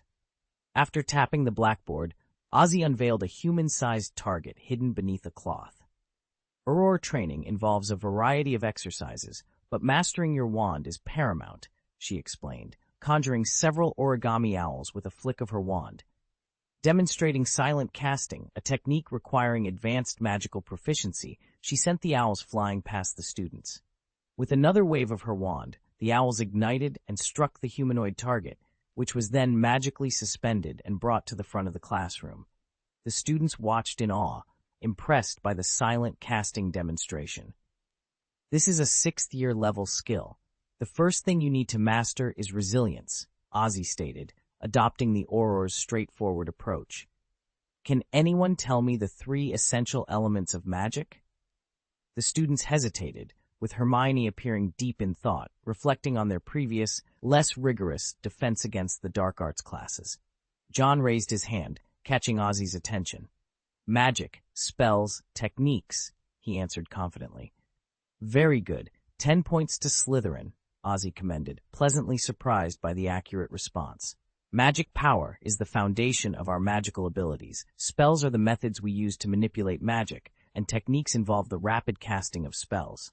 The lesson progressed to cover Auror training basics, challenging for fifth-year students. They practiced disarming spells, a technique Harry showed a natural aptitude for, earning Gryffindor points. As the class neared its conclusion, Umbridge, present in her capacity as an inspector, expressed her dissatisfaction.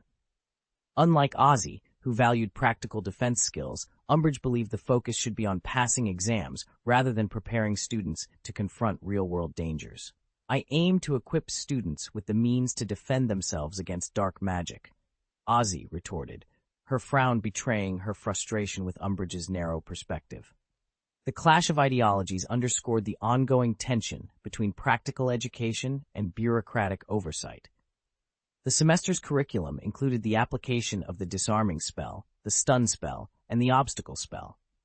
I believe students should prioritize passing the exam, Umbridge stated, her eyebrows raised in disapproval of Ozzy's teaching methods. No one will harm them. Ozzy, newly appointed as a professor, was perplexed by Umbridge's peculiar logic.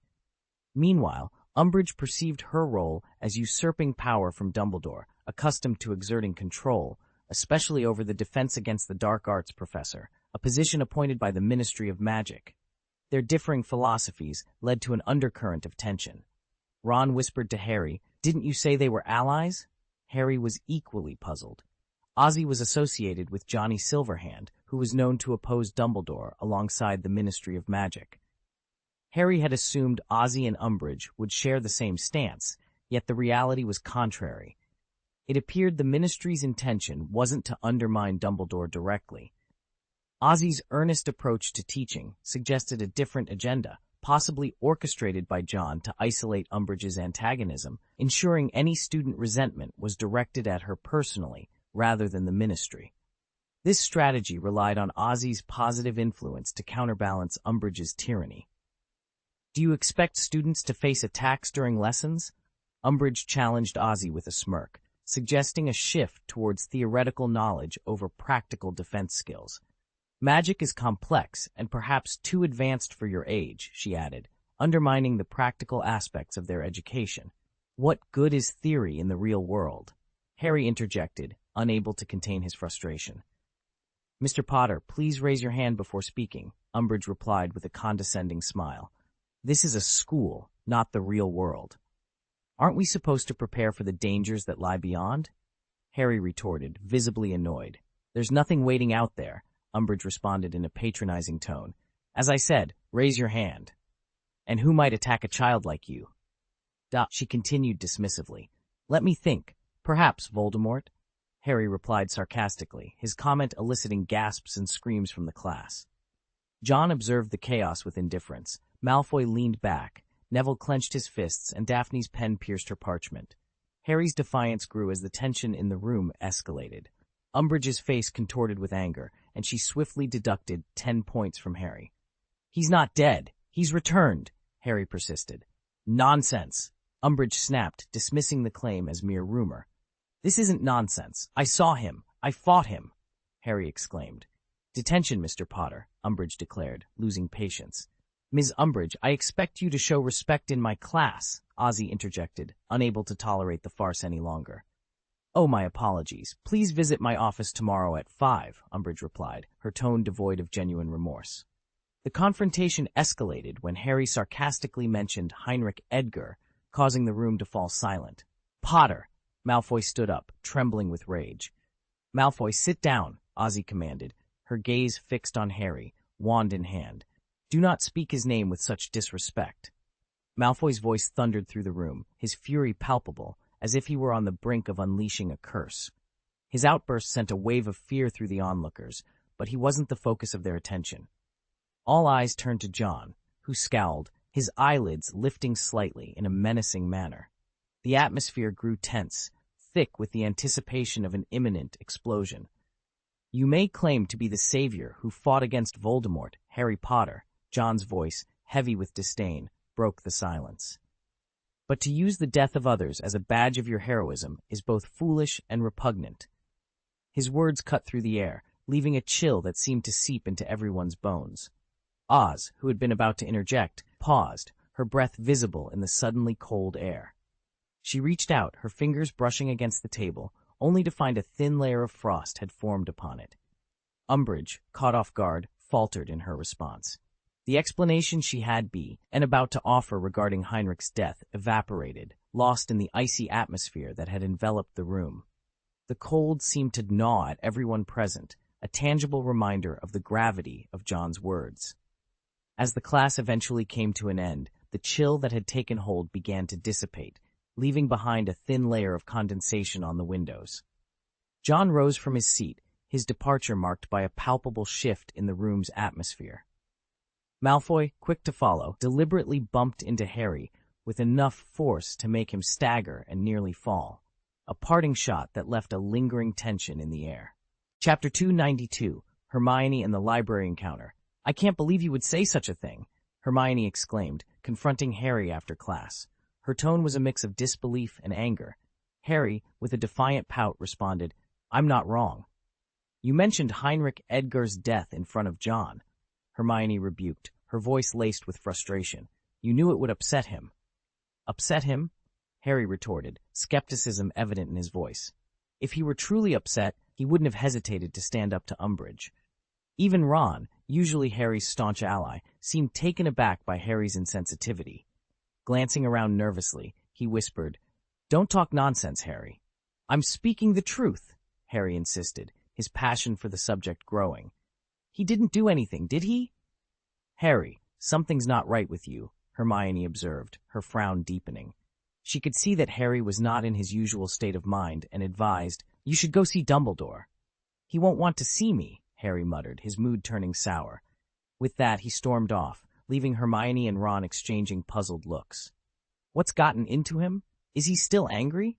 Ron wondered aloud, thinking Harry's mood might be related to earlier grievances about the Order of the Phoenix.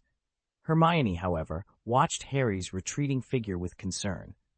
She sensed that something deeper was amiss. Meanwhile, Harry, plagued by irritability and a headache, failed to notice John nearby, observing him with a sword in hand. The red light above them cast an eerie glow, hinting at the dark influence at play. "The influence of the Horcrux," John murmured to himself before turning his attention to Draco Malfoy, who was approaching Harry with malicious intent. "Draco, do something for me," John said, diverting Malfoy's attention and leading him away. In the library, John found a quiet spot and was soon joined by Hermione. She greeted him with a sense of relief, noticing the gilt black leather book on the table. "You're reading storybooks?" Hermione asked, surprised to see John engaged in such literature. "Some stories offer unique insights," John replied, his tone neutral. The conversation shifted to Harry, and John made it clear he wasn't interested in discussing him. Hermione felt a pang of disappointment, but respected his wishes. Tom, the library cat, made a playful appearance, momentarily lifting Hermione's spirits until she remembered his recent odd behavior. "What's wrong with Tom's teeth?" she inquired, concerned.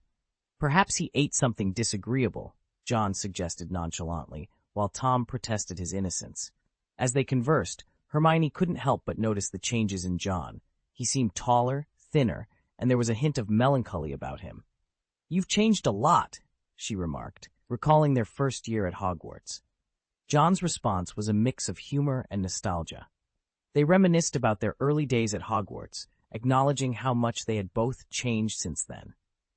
The conversation between Hermione and John, filled with memories and subtle revelations, highlighted the complexities of their friendship and the challenges they faced in a world filled with magic and mystery. Hermione hesitated for a moment, her brow furrowed in concern, before she finally voiced her thoughts through clenched teeth. "Dumbledore and Snape seem to have a peculiar attitude towards you." As a perceptive witch, Hermione had always been adept at noticing subtleties others might overlook. This included the odd behavior of Snape and Lupin towards John, as well as Dumbledore's own enigmatic demeanor. During their third year, when they had an audience with Dumbledore, his treatment of John was notably unusual, particularly regarding the Time Turner. Hermione couldn't help but wonder why Dumbledore hadn't entrusted it to John, suspecting there might be more to the story, guided by her intuition. Furthermore, Hermione pondered the cryptic song of the Sorting Hat and the possibility that it hinted at something more profound. Nearly he. Celeste Nick had mentioned that the Sorting Hat might have overheard something in the headmaster's office. What could have transpired between them? These thoughts left Hermione feeling uneasy. She dreaded the thought of a rift forming between her friends, Harry and John. Being caught in the middle was a position she found most distressing. John, sensing the gravity of Hermione's concerns, set his book aside and met her gaze with a solemn intensity. "Hermione, if you ever had to choose between me and Harry, what would you do?" This question caused Hermione's heart to flutter with anxiety. She struggled to respond. No, that shouldn't happen, right? She hoped John would dismiss it as a jest. Despite noticing changes in John's behavior towards Harry and Ron, Hermione clung to the hope that their friendship would remain unscathed. John's earnest and focused expression only served to heighten Hermione's sense of alarm. Attempting to lighten the mood with a strained smile, she insisted, "That won't happen. You wouldn't harm Harry." To this, John posed a challenging question. "What if Harry harms me?" Hermione vehemently shook her head, unable to entertain the thought. No, Harry would never do that. In a moment of vulnerability, Hermione addressed John with a familiarity that spoke of their deep bond. "John, I promise you, I won't let harm come to Harry." John then reached into his satchel, rummaging around before producing a ring and a Humping Willow amulet. "What's this?" Hermione inquired, her curiosity piqued. "Your birthday present," John replied, his tone lightening as if the tense exchange had never occurred. He explained, "These are magical items designed to protect you in times of need." Hermione accepted the gifts with a mixture of gratitude and unease, her fingers tracing the intricate designs of the ring. Despite the opulence of the gift, a sense of emptiness gnawed at her. She hesitated before seeking reassurance once more. "You won't harm Harry?" John's gaze met hers with a sincerity that pierced her heart. "I promise," he affirmed with solemnity. Hermione nodded, her trust in John's promise allowing her to leave the library with a heavy heart. After Hermione's departure, John reopened his collection of stories, his expression vacant as he absent-mindedly twirled a card between his fingers. The card, adorned with the symbol of an eye and a faint fluorescent glow, was a gift from Trelawney in their third year, a prophetic card known as the Tianmu. John's attention eventually settled on the word death within the book. "Deathly Hallows," he murmured, his fascination evident as he caressed the page, lost in thought. Meanwhile, Malfoy and Neville navigated the corridors of Hogwarts, their unlikely partnership drawing curious glances. Malfoy, now composed, flashed Neville a smug grin, while Neville, burdened with a mysterious cloth-wrapped object, used it as a makeshift walking stick, occasionally checking the exposed red gem for any sign of luminescence. Upon Harry's return to the common room, he was greeted by the sight of the Weasley twins preparing a large box for shipment. "What's this?" Harry inquired, his curiosity piqued. "Some candies," George explained. "We're sending them out for testing." Fred chimed in, "We initially considered asking the lower years to test them, but then we thought of the Silverhand Angel investment. They're more suited for professional feedback." The Weasley twins had already charted their future, planning to open Weasley's Wizard Wheezes in Diagon Alley upon graduation. As their patrons, the silver-handed angel investors would play a crucial role in ensuring the quality of their products. Once, it was mentioned that if this concoction had not undergone human trials, its effects could be unpredictable. However, the person overseeing the project offered a mysterious smile, providing reassurance. They revealed that Silverhand Angel Investment possessed a royal medicine jar, a detail that hinted at their confidence in the potion's efficacy and safety. This revelation brought a sense of intrigue and anticipation among those involved, suggesting that they were on the brink of a groundbreaking discovery. Chapter 293, Hagrid and the Forbidden Forest. A massive furball plummeted from the sky, landing heavily in a pothole in front of John. The edges of the pothole were smooth, evidence of countless similar impacts. A huge Zuwu, having dropped the furball, eagerly approached John, hoping he would engage in play. John, resorting to object magic, seized the furball and hurled it into the distance. The Zuwu's mane shimmered as it darted through a spatial tunnel, then chasing after the furball's landing spot. This back-and-forth game continued several times, with the Zuwu growing increasingly excited. Eventually, John, rubbing his sore arm, conceded, "That's enough for today." The Zuwu purred, nuzzling its head closer to John, who affectionately patted its massive head, signaling it was time to part ways. "Stop bothering the Thestrals. They're too scared to even come near this place anymore." Thestrals, native to the Forbidden Forest, usually roamed freely except when needed at the school's start. The Zuwu had a habit of frightening them, sometimes provoking them to attack, only to flee in response, a behavior reminiscent of a mischievous cat. With Hagrid temporarily away, John had reluctantly taken up the responsibility of caring for the Zuwu. Although the creature was capable of fending for itself, its unrestrained presence could spell trouble for the other inhabitants of the Forbidden Forest. "And stay away from the centaurs. They're not known for their patience," John advised, using mind magic to calm the Zuwu's separation anxiety. Nearby, Basil, a bird, and Tom, a dog, were locked in a standoff, with Tom attempting to climb a tree to reach Basil. After 2 hours of stalemate, Basil, clearly annoyed, dropped a wild fruit on Tom's head. Enraged, Tom's attempts to ascend the tree only resulted in scratched bark. "All right, that's enough," John called, summoning the two back from their impasse. Basil landed on John's shoulder, while Tom circled around him. As they parted ways, the Zuwu looked back at John with each step, until John waved it off. A young Thestral approached, its pupilless eyes fixed on John, who noticed a Thestral feather sprouting, an unusual sight for its age. After patting the Thestral, John sent Basil to fetch some meat from Hagrid's hut.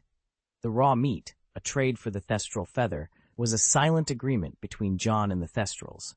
Satisfied, the young Thestral returned to its herd. Today's lesson was on the conservation of Magizoology, led by substitute teacher Professor Graplan, who introduced a bowtruckle, a magical creature adept at lockpicking and highly valued on the black market. "Hogwarts is full of surprises," John mused, observing the bowtruckle that seemed like a mere twig in his palm. Harry, troubled by Hagrid's absence, inquired about his whereabouts during the class, only to receive a dismissive, "I don't know," from Professor Graplan. This response did little to ease his frustration. A cold exchange of glances with Malfoy only heightened the tension, but Hermione and Ron, sensing Harry's mood, intervened, reminding him that Dumbledore would be informed of any issues concerning Hagrid. Harry's encounter with the bowtruckle, which pinched him painfully, did little to improve his mood. Despite Hermione's attempts to console him, he was still faced with detention under the watchful eye of the detestable Umbridge. As the greenhouse doors swung open, releasing the fourth-year students, Luna and Ginny emerged, having shared a class. Amid their departure, an unexpected sound caught their attention, adding a lighter moment to the day's events. John reached into his pocket, feeling the weight of the horned snorkack he had acquired. As he pulled it out, Malfoy's eyes narrowed in caution. John examined the creature, noting its increased size and weight. "You've gotten heavier and bigger," he observed, causing the creature to moo in response. John pondered the possibility that its growth was linked to its diet, considering a change in its food intake. "Perhaps I should offer you a variety of foods. Relying solely on fruit might not be sufficient for your growth," he mused, offering a dragon fruit to the creature. However, the snorkack merely farted in response and scampered away. After their encounter with the creature, John, Malfoy, and the others made their way to Hagrid's cabin. It appeared unchanged, with Hagrid having neglected to repair the broken window.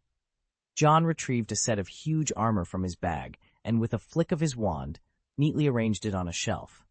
He left a note for Hagrid, humorously suggesting that a troll might have left the armor behind, despite having modified it himself.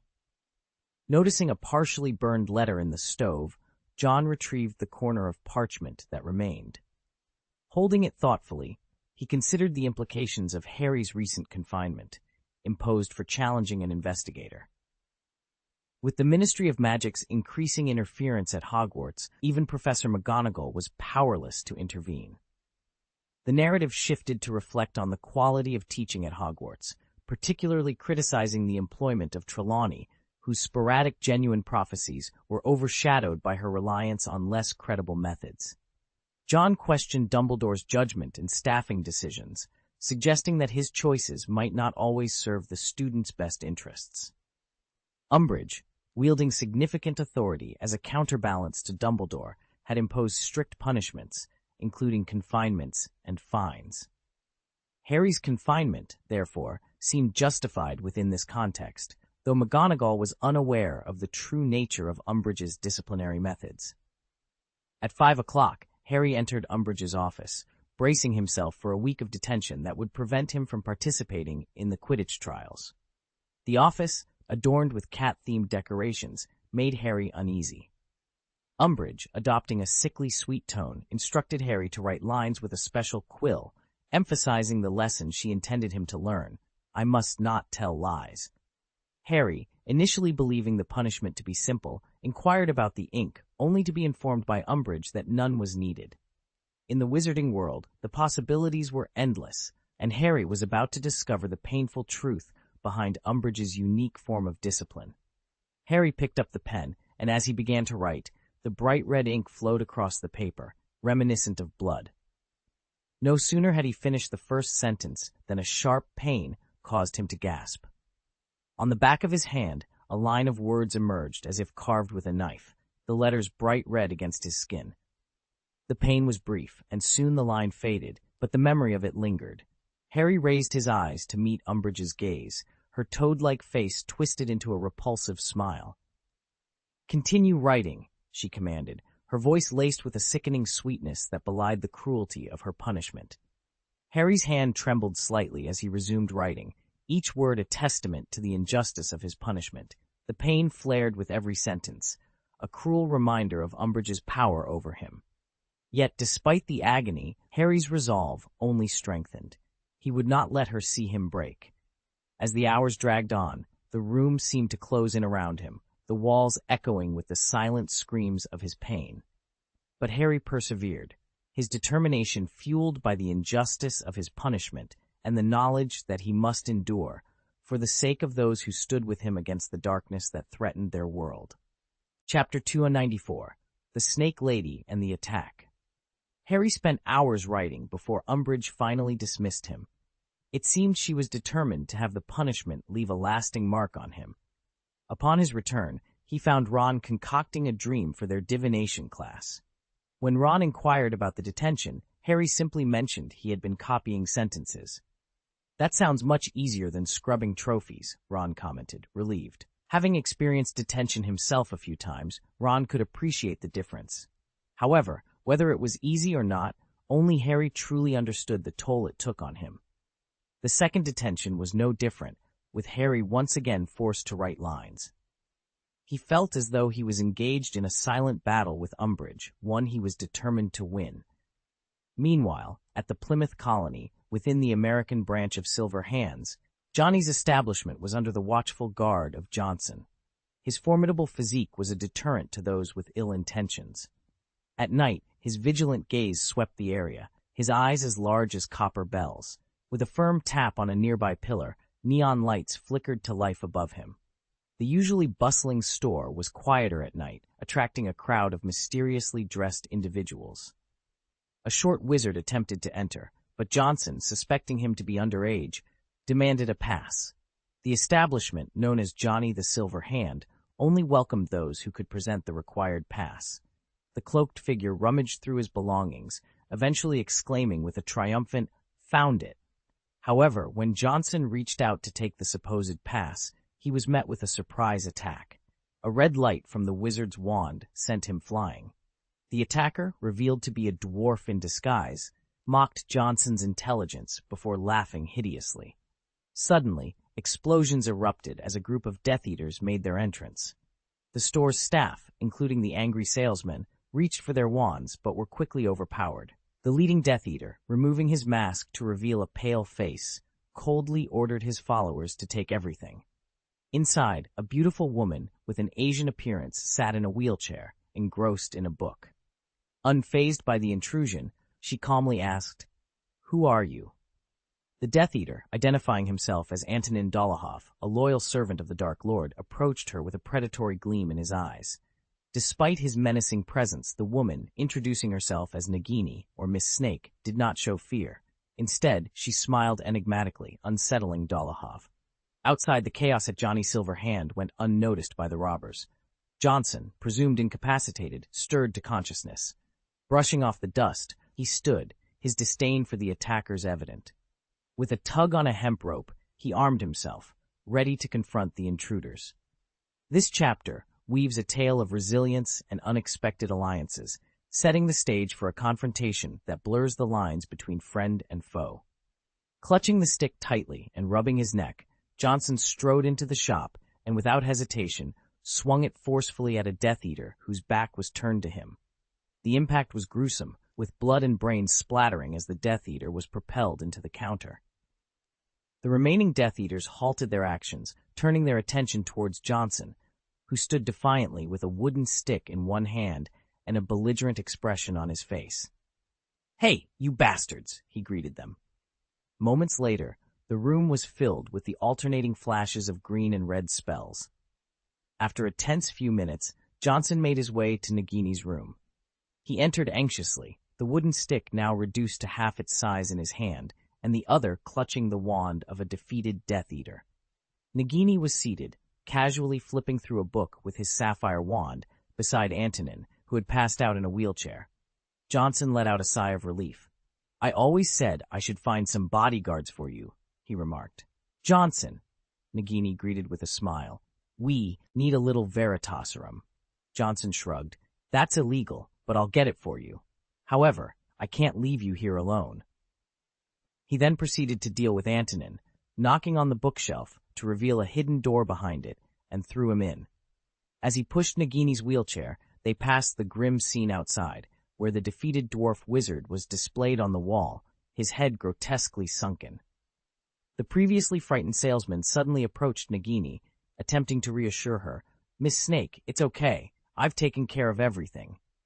Johnson glanced at him with disdain. "I just saw you lying there," he sneered. "I call it strategy," the salesman Paul retorted defensively. "Paul," Nagini interjected, "I hope you can handle the rest of the matter." "Okay, although I would rather stay by your side," Paul replied, before adding, "Big Johnson, you'd better protect Miss Snake." "Shut up, or I'll put your head in your ass," Johnson growled, their banter a familiar routine. Nagini then addressed a blank photo frame. "Tell Tommy Shelby something happened here." A voice from the frame responded, "Wait a moment." John was aware that the attack on Johnny's at Silverhands had occurred in the middle of the night. His expression was grim, recognizing that the Death Eater's preemptive strike, especially targeting Nagini abroad, was a calculated move to seize equipment from Johnny the Silver Hand. "Voldemort, I underestimated you," John muttered, his eyes flashing with determination. The defense at the Johnny Silver Hand store branch had fortunately been robust, thwarting the Death Eater's plans. John realized that Voldemort was strategically exploiting vulnerabilities by attacking abroad. Holding the silver contact record, John ordered, "Let the steward of the 12th District thoroughly investigate the Death Eater's whereabouts and uncover all their hidden operatives." The 12th District's steward promptly complied, and before the American Aurors could intervene, the Death Eaters hiding in the Plymouth colony were exposed and apprehended. John then issued a stern directive, sending the captured Death Eaters to the Johnny Silver Hand store. Within a day, a security team was established at the branch, and local wizards were recruited with promises of generous compensation. This move would have typically caused unrest in the district, but the reputation of Johnny the Silver Hand and his security team, known for their ruthless handling of the Death Eaters, instilled fear instead. The Aurors found themselves powerless, lacking evidence to link the deaths directly to them. Nagini's influence in America's wizarding world was growing, making her a formidable figure. On Friday, the Quidditch team was drafting players, and with Wood's graduation, they were in dire need of a skilled keeper. John stumbled upon a fur hat discarded on the ground. Picking it up, he recognized it as one of Hermione's creations. Beneath it was a note, prompting John to muse. Isn't that the equivalent of setting a trap for a house elf? He knew that house elves could be freed upon receiving clothing from their masters, a fact that seemed to be cleverly exploited at Hogwarts. Students are the masters of house elves, John remarked, placing the hat back on the shelf with a sigh. He looked up to find Neville meticulously examining a long strip of cloth, tapping it gently in various places as if searching for something hidden within its threads. She's still insisting on that association, isn't she? John continued, his tone a mix of amusement and exasperation. The topic at hand was a contentious one, sparking debates among students and faculty alike. The idea of forming an association to improve the rights and working conditions of house elves at Hogwarts had been met with varying degrees of enthusiasm and skepticism. Neville, absorbed in his task, paused and looked up at John. Yeah, she's quite passionate about it. Thinks it's high time we address how house elves are treated here and everywhere else for that matter, he replied. His voice carrying a note of admiration for their friend's unwavering commitment to the cause. John nodded, understanding the importance of the issue, but also aware of the complexities involved. It's a noble cause, for sure, but convincing everyone else, especially the house elves themselves, is going to be a monumental task. Neville agreed, folding the strip of cloth and placing it aside. True, but if anyone can make a difference, it's her. She's got that determination, you know? The two friends shared a knowing look, acknowledging their friend's tenacity and the uphill battle she faced. Despite the challenges, there was a sense of hope that with enough support and understanding, meaningful change could be achieved for the house elves at Hogwarts and beyond. Chapter 295, The Owl and the Basilisk. Horace Slughorn hadn't been in touch with John for some time, not since John had posed that particular question. Upon entering the room, John noticed the absence of Basil and Tom. Perhaps they're at the Owl Shack, he mused, quickly deducing their likely whereabouts. Unlike the other owls at Hogwarts, who resided in the communal owlery, Basil preferred solitude due to his aggressive nature. His dominance had earned him the unofficial title of King of the Owl Shack, a reputation bolstered by his frequent skirmishes that left many an owl nearly featherless. Alongside Tom, who strutted about like a proud general, they instilled fear in the hearts of their avian counterparts. As John made his way to the Owl Shack, he encountered Mrs. Norris, who affectionately twined around his legs. With a smile, he joked, "Has Filch expanded his search to the Owl Shack now?" After offering Mrs. Norris some dried fish, he continued on his way. The Owl Shack, located in the West Tower, also home to Professor Flitwick's office, was a popular spot among students. Professor Flitwick, ever the gracious host, often treated visitors to his enchanted dancing cookies. Upon arriving, John was greeted by the sight of a tense standoff. A group of owls huddled in one corner, while Basil stood triumphantly on the perch of a less fortunate owl. Below, Tom barked encouragement, refusing to acknowledge any owl that dared to challenge Basil. Across from Basil, Hedwig stood her ground, her gaze locked in a fierce duel with her adversary. The tension broke when Hedwig, with a majestic spread of her wings, launched herself at Basil. The ensuing battle was chaotic, with feathers flying and Tom cheering from the sidelines. John, taken aback by the ferocity of the fight, intervened. "Stop," he commanded. The combatants ceased their assault, and Basil, somewhat reluctantly, flew to John's shoulder, casting a defiant screech in Hedwig's direction. Hedwig, for her part, responded with a string of what could only be assumed were obscenities, judging by the other owl's reactions. It was then that Cho Chang arrived, carrying 2 letters and a package. "John," she greeted, her eyes widening at the disarray within the shack. "I hope your owl is all right," John remarked, tactfully avoiding mention of the culprits behind the chaos. Cho explained her presence. "I just remembered it's my mother's birthday today, and I've run out of candies. I need to order some more." She shared the contents of her letter, expressing understanding for her boyfriend Cedric's recent preoccupations with student union activities. John, seizing the opportunity to lighten the mood, suggested, "Maybe Cedric would enjoy a change. How about something sweet and sour?" Cho agreed, appreciating the suggestion for a refreshing alternative to the usual chocolates. Basil, seizing the letter with a look of triumph directed at Hedwig, seemed to declare his temporary victory. Once Basil departed on his mission, the owl shack's atmosphere relaxed, and the other owls resumed their normal activities. Tom scampered to John's feet as Cho prepared another owl with gifts and letters for her mother, and a separate one for the candy store order. Just then, Harry Potter entered, his arrival causing a noticeable shift in the room's dynamics. His greeting to Cho was tinged with nervousness, and upon noticing John, he awkwardly acknowledged him before quickly excusing himself. Left in an awkward silence, Cho turned her attention back to Cedric, leaving Harry to contend with his unspoken feelings. Despite the awkwardness, it was clear that the dynamics between Cho, Cedric, and Harry were complex, hinting at the intricate web of relationships within Hogwarts. Harry and his friends were already navigating the complexities of teenage relationships, and Harry knew better than to pursue someone who was already in a relationship. Clutching Sirius's letter, he was distracted by Hedwig's impatient pecking, which caused him a sharp pain. In frustration, he tossed aside the Daily Prophet, his attention caught by another publication, the Clarion Daily, a newspaper from the United States with content similar to that of the Daily Prophet. First, he skimmed through the Daily Prophet, noting articles on the Ministry of Magic's focus on educational reform and the re-evaluation of Azkaban's security measures. There was also an advertisement for a new book, I Swing the Greatsword at Hogwarts 2, which had apparently set a new record in sales with its plot twists and turns. An international news section reported an attack on the Plymouth settlement by a mob, but details were scant. Curious for more information, Harry picked up the Clarion Daily. It provided a more detailed account of the attack on the Johnny Silver Hands branch, revealing that the attackers were a group of dark wizards.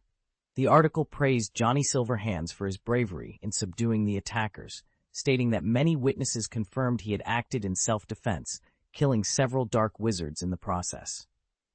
The U.S. Ministry of Magic had taken the incident seriously, interrogating the clerk and several witnesses, and issued a warning to wizarding shop owners to be vigilant. The narrative painted Johnny Silver Hands and the bystanders as victims, carefully orchestrated to avoid any backlash. The Aurors had their suspicions, but lacked evidence. They did manage to capture a Death Eater named Antonin, who under the influence of Veritaserum revealed his desire for the coveted 1 series products, which both Aurors and Death Eaters sought after. The article humorously noted that Antonin was unexpectedly subdued by Nagini, who had seemed harmless. Setting aside the newspaper, Harry noticed an article that the Daily Prophet had overlooked, Sturgis Podmore's trespassing at the Ministry of Magic. Isn't this the unlucky guy from last time? Harry mused, recalling Podmore's recent trial at the Wizengamot for breaking into the ministry on August 8th. He must be connected to the Order of the Phoenix, Harry thought, remembering Dumbledore's busy agenda. Ron, Hermione, and Harry discussed Podmore's situation, speculating on his motives and whether his arrest was a setup by the Ministry to discredit Dumbledore, given their refusal to acknowledge Voldemort's return. Hermione found Ron's theory plausible, while Harry was overwhelmed by the thought of their mounting homework, particularly Snape's demanding assignments. Despite the academic pressure, there was a silver lining in their defense against the dark arts class, where Professor Hilda taught them about wands and quick-casting techniques.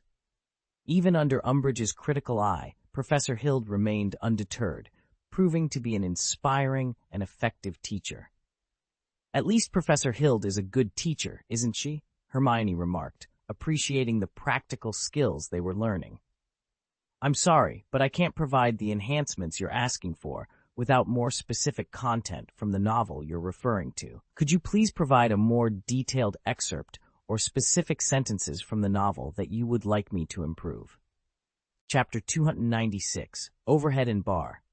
The Ministry of Magic is up to something, Hermione whispered urgently as the trio huddled together in the hall. Ron, who was in the midst of stuffing a sausage into his mouth, mumbled a confused, "What?" Hermione glanced around cautiously before continuing. Haven't you noticed? The Ministry of Magic has suddenly taken an unprecedented interest in Hogwarts education. But Barty Crouch has risen to power with the promise of reform, right? That's what you mentioned last time, Ron said, finally swallowing his mouthful. Hermione's eyes flashed with irritation, but before she could retort, Harry interjected. Voldemort. Ron turned to him in surprise. What about him? Harry's expression was grave. Crouch is aware of Voldemort's return. He's pushing for students to be trained, to have the power to protect themselves, he explained, glancing at Neville, who was engrossed in a letter. Crouch is dissatisfied with Dumbledore's approach. He wants to create his own army. An army? Ron whispered in shock, leaning closer. Are you suggesting the Ministry wants to turn Hogwarts into a training ground? I'm afraid so, Harry murmured. Crouch's dissatisfaction isn't limited to the educational standards. He's also unhappy with Dumbledore's influence. He aims to bolster the Ministry's power. Hermione cut in. That could be beneficial, as long as his intentions are to combat you-know-who. However, Voldemort might see Hogwarts as a target, Harry added, his intuition about such matters sharper than ever. But Crouch has chosen the wrong ally, Ron grimaced, referring to Umbridge. She's no good. Hermione, puzzled, asked, why hasn't Crouch allied with Dumbledore? Harry analyzed the situation. He's envious of Dumbledore's prestige. To him, there's little difference between Dumbledore and Voldemort, a White Lord and a Dark Lord. Hermione gasped. That's troubling. Dumbledore has never harbored such ambitions. Crouch's baseless suspicions could lead to dire consequences. Ron, indignant, declared, Dumbledore has never aspired to control the wizarding world. But he's capable, isn't he? Hermione pointed out, her political acumen coming to the fore. The question isn't about his desires, but his potential. I refuse to be part of Crouch's army against Dumbledore, Ron stated firmly. The trio felt uneasy about the potential future of Hogwarts. Meanwhile, Umbridge's intrusive inspections were already causing unrest. She made her presence felt in every class, disrupting lessons and challenging professors. Professor Flitwick was visibly disheartened by her interference, and even Snape found himself restrained in her presence. Professor McGonagall, known for her independence, openly clashed with Umbridge. Umbridge's desire for control extended beyond the classroom. She enforced arbitrary rules on students, separating couples and dictating dress codes, exerting a suffocating level of authority. John observed Tom's frustration as he paced irritably, seemingly looking for an outlet for his anger. The impact is more significant than anticipated, John mused. His initial plan was to use Umbridge to diminish Dumbledore's prestige, but the backlash was stronger than expected. Underestimating Umbridge's influence, he now faced widespread discontent within Hogwarts.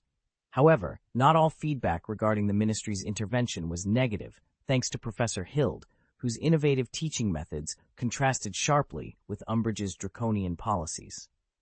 The tension between Ozzy Hurd and Umbridge highlighted the divide, suggesting that not all Ministry interventions were unwelcome. No one could have anticipated that the Ministry of Magic would resort to sending someone to torment them. Dumbledore, having temporarily stepped down from his role as headmaster, left many students who had hoped for his intervention without recourse. In the face of adversity, the strong seek ways to turn the tide, while the weak often cast blame on those more capable. It was clear that Hogwarts was, unfortunately, ruled by the latter. The students, once indulgent of Dumbledore's leniency, now voiced their complaints loudly. They questioned why Dumbledore, the most powerful wizard in the world, and the headmaster of Hogwarts couldn't secure better treatment for them. Perhaps for Dumbledore, the current state of affairs was tolerable, but the murmurs of dissatisfaction among the students were growing louder by the day. In Hogsmeade, John accompanied Daphne to the Literary Habitat, a quaint stationery shop.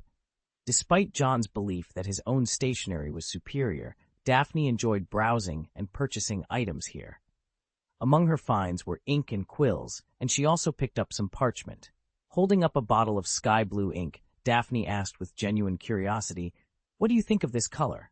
Her tone was reminiscent of a child showing off a new dress, eager for approval. John examined the ink and responded with a hint of surprise. "This is invisible ink. Are you planning to write secrets?" Daphne, taken aback, quickly replied, "Ah, no, I just picked it up without thinking." John shook his head. "The secrecy offered by this ink isn't very strong. A simple revealing spell would expose it." He gently suggested, "If you're looking for secure ink, I can provide you with something far better." Daphne, slightly disappointed, accepted his offer. Noticing John's curious glance outside, Daphne inquired, "What's wrong? Would you be interested in exploring a new place?" John proposed, sparking Daphne's interest. As they left the literary habitat, John carefully stored the quills in his bag. Remembering Daphne's rapid consumption of ink and quills, he offered, "If you don't mind, I could craft a new quill for you." Daphne's face lit up with delight. That would be wonderful. However, upon reaching their destination, Daphne's smile faltered. The entrance revealed a bar with a pungent smell of lamb and an interior that left much to be desired. The bay windows were caked with grime, dimming the natural light, and the wooden tables were covered in dust and candle stubs. The mugs appeared unwashed, prompting a look of disgust from Daphne, who came from a well-to-do family. The bar owner, surprised to see John without a disguise, watched as they approached a small table. With a nod from John, the dust and grime on the table and chairs seemed to vanish, making them appear brand new. John then produced a bottle of silver wine from his bag and conjured 2 crystal goblets. As he opened the bottle, a tantalizing aroma filled the air.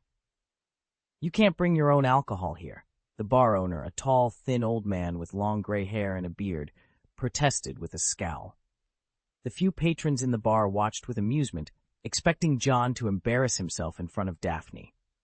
Ignoring the stares, John poured the wine into the goblets, the fragrance becoming even more enticing. A murmur of appreciation rippled through the onlookers as John offered a goblet to Daphne with a gentlemanly gesture. She smiled warmly, thanking him. The bar owner, his anger reaching a boiling point, stormed back to the bar, leaving the spectators dumbfounded. This reaction was unexpected, leaving them to wonder if this was the same temperamental owner they knew. In the dimly lit Pig's Head bar, 2 figures stood out among the crowd, reminiscent of a prince and princess mingling with common folk. They carried themselves with an air of distinction, sipping on fine wine that seemed out of place in the bar's rustic setting. Their demeanor and choice of drink set them apart, creating an aura of elegance and refinement amidst the otherwise rough-and-tumble atmosphere. Chapter 297, gathering and passing John's interest was piqued. Out of the corner of his eye, he noticed the bar owner busily wiping glasses with a cloth that had seen better days. "Dumbledore's brother?" he mused, observing the man closely. The resemblance to Dumbledore was unmistakable, yet few were aware that Dumbledore had a younger brother. The contrast was striking. One Dumbledore was a celebrated figure, while the other seemed to fade into the background of a small, dimly lit pub. The irony wasn't lost on John. Despite his power and influence, Dumbledore often appeared indifferent to the plight of those close to him, much like he seemed to overlook Lupin's struggles. It was as if Dumbledore could effortlessly address these issues, yet chose not to. "Why is his brother running a bar here?" John pondered, his gaze filled with curiosity. It was clear the Dumbledore family wasn't lacking in wealth, so the choice to manage a modest establishment in such a location was puzzling. Was it possible that Dumbledore neglected even his closest kin? What, then, truly captured Dumbledore's attention? John took a sip of his wine, contemplating these thoughts. Daphne, on the other hand, found the ambience of the place somewhat charming. Their attention was soon drawn to a man wearing a white mask, who approached their table with a resigned sigh. The patrons of this establishment were a far cry from the kind-hearted professors at Hogwarts, prompting Daphne to be on her guard. The man asked if he could join them for a glass of wine. With a wry smile, John replied, "I'm afraid your cup won't do." The man promptly cast a cleansing spell on the cup, erasing any trace of dirt. As he poured himself some wine, he inquired, "Why come to a place like this?" John retrieved the wine bottle, chuckling, "Did you think my identity was still a secret?" The man's startled glance towards the bar owner was met with John's nod, leading him to admit, "Then, my disguise was pointless." Daphne looked on with curiosity as the 2 men conversed like old acquaintances. John introduced her. "This is Daphne Greengrass, my friend." The man extended his hand, introducing himself in a low voice as Tommy Shelby. "You're Tommy Shelby?" Daphne exclaimed, surprised. The name was not unfamiliar to her, having heard it mentioned by her father on several occasions. John inquired about the situation with Nagini, to which Tommy replied, It's settled. The situation was more complex than anticipated, especially since none of us expected his influence to extend abroad. That's Dumbledore's doing, John remarked, his tone neutral. Their conversation unfolded openly, with Daphne listening intently, her eyes wide with intrigue. As they spoke, the door of the Hogshead bar swung open, admitting 3 young visitors. The bar owner's gaze lingered on Harry, filled with curiosity. Daphne's surprise was evident, but John simply raised his glass in silent acknowledgement. Tommy commented, "Do Hogwarts students frequent places like this now?" Recognizing Harry Potter, he found the situation peculiar. The trio ordered 3 butterbeers. "Who do you think we'll encounter here?" Harry mused, opening his bottle and taking a sip.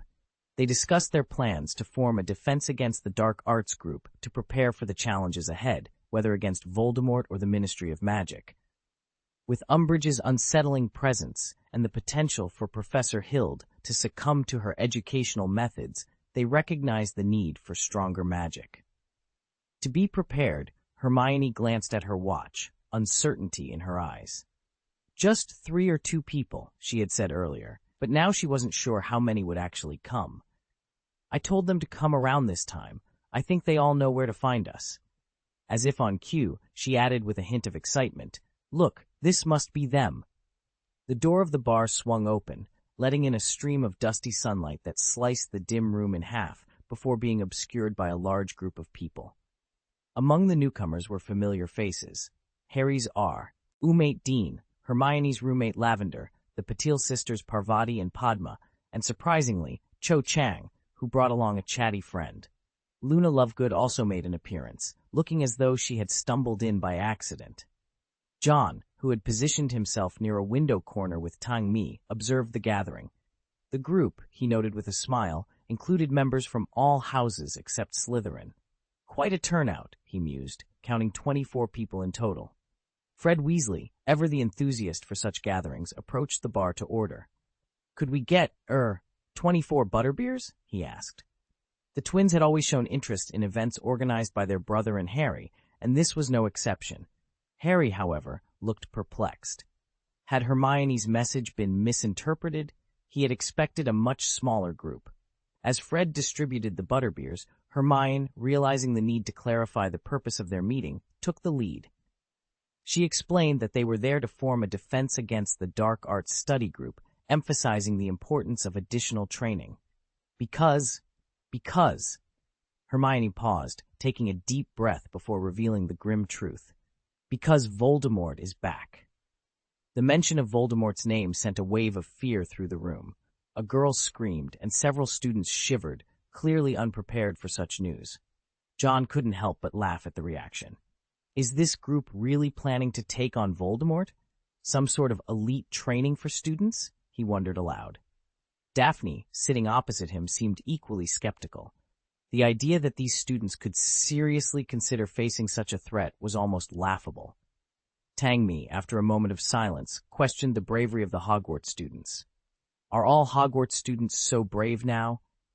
Perhaps the Savior has given them courage, John replied with a twinkle in his eye, referring to Harry.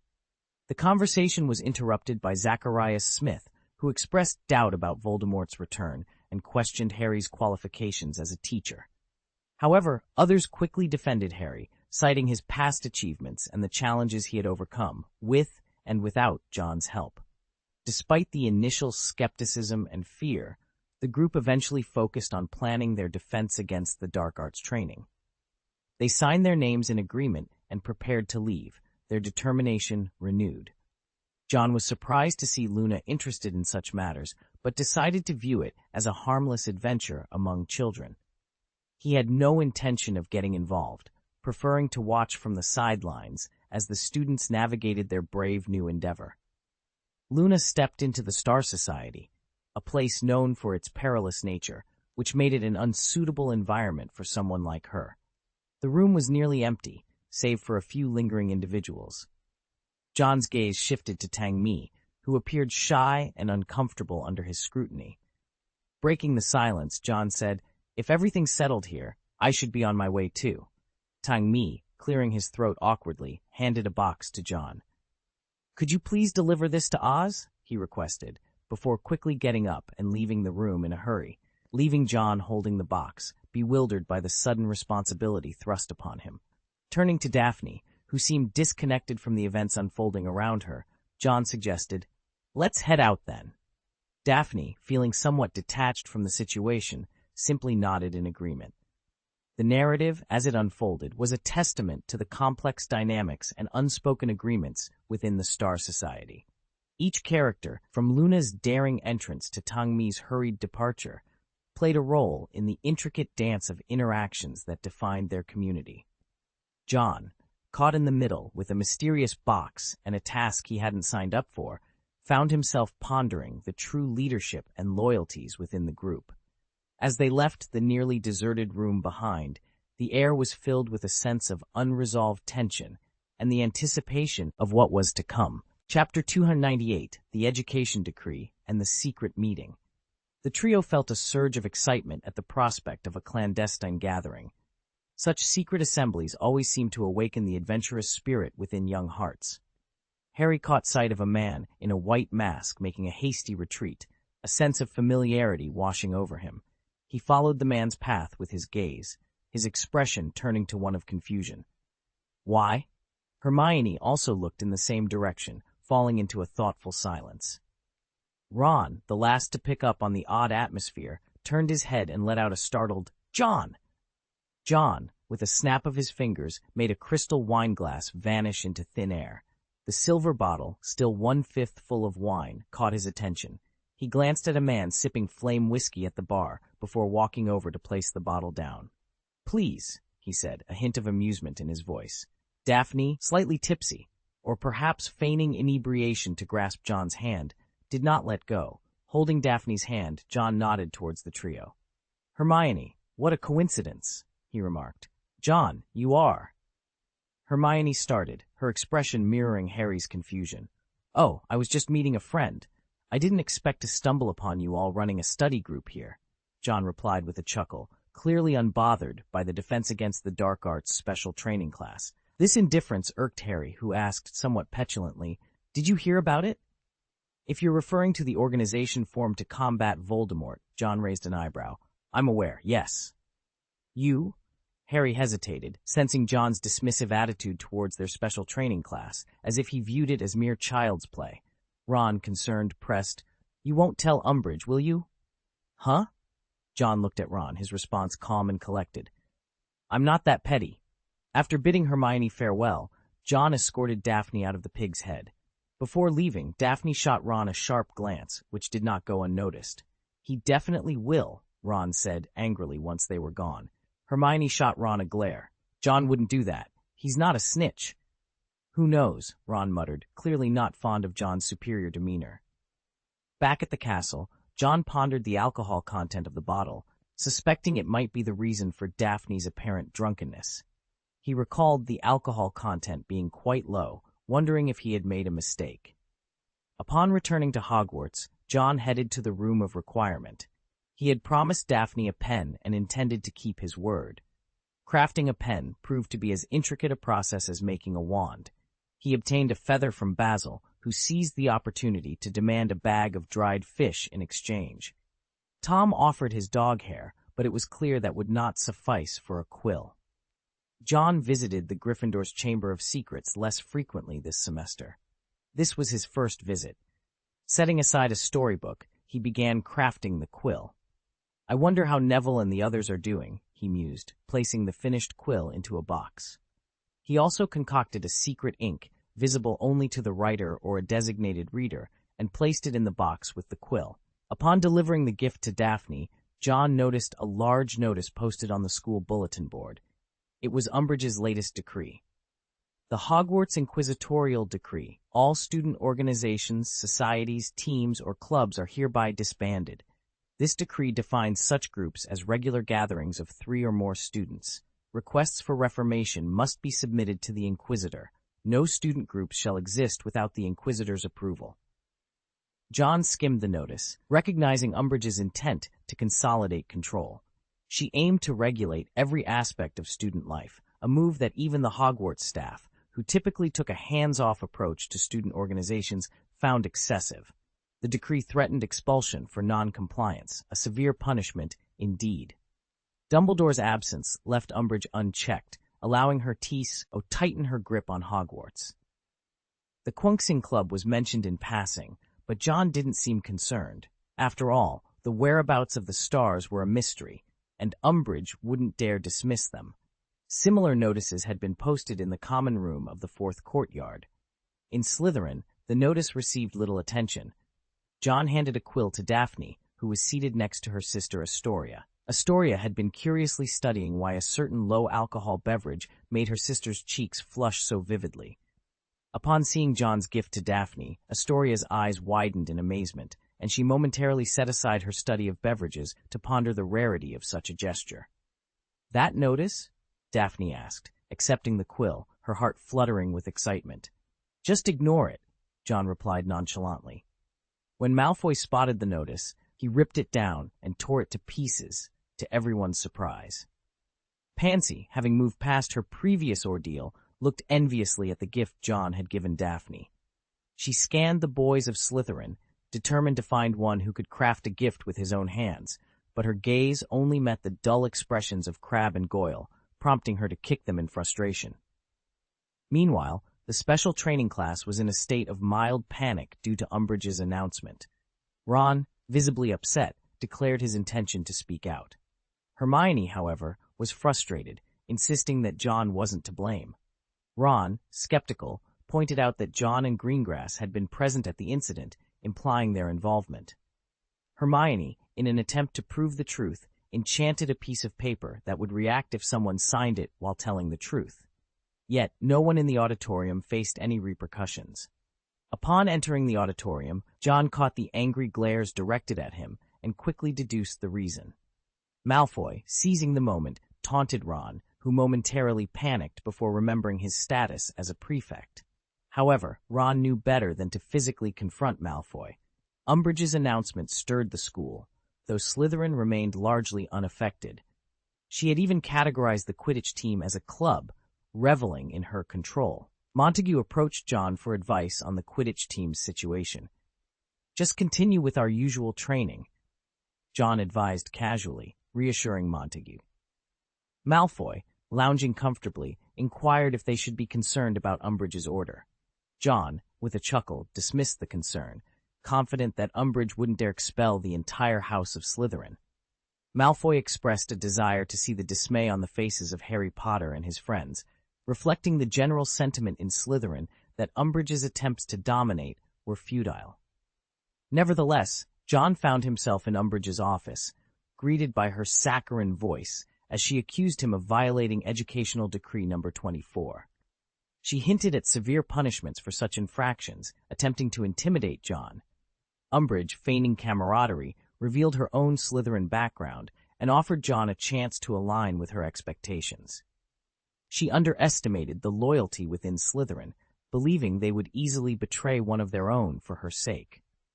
Pushing a slender quill towards John, she instructed him to write a confession, hoping to use him as an example to bring Slytherin under her control.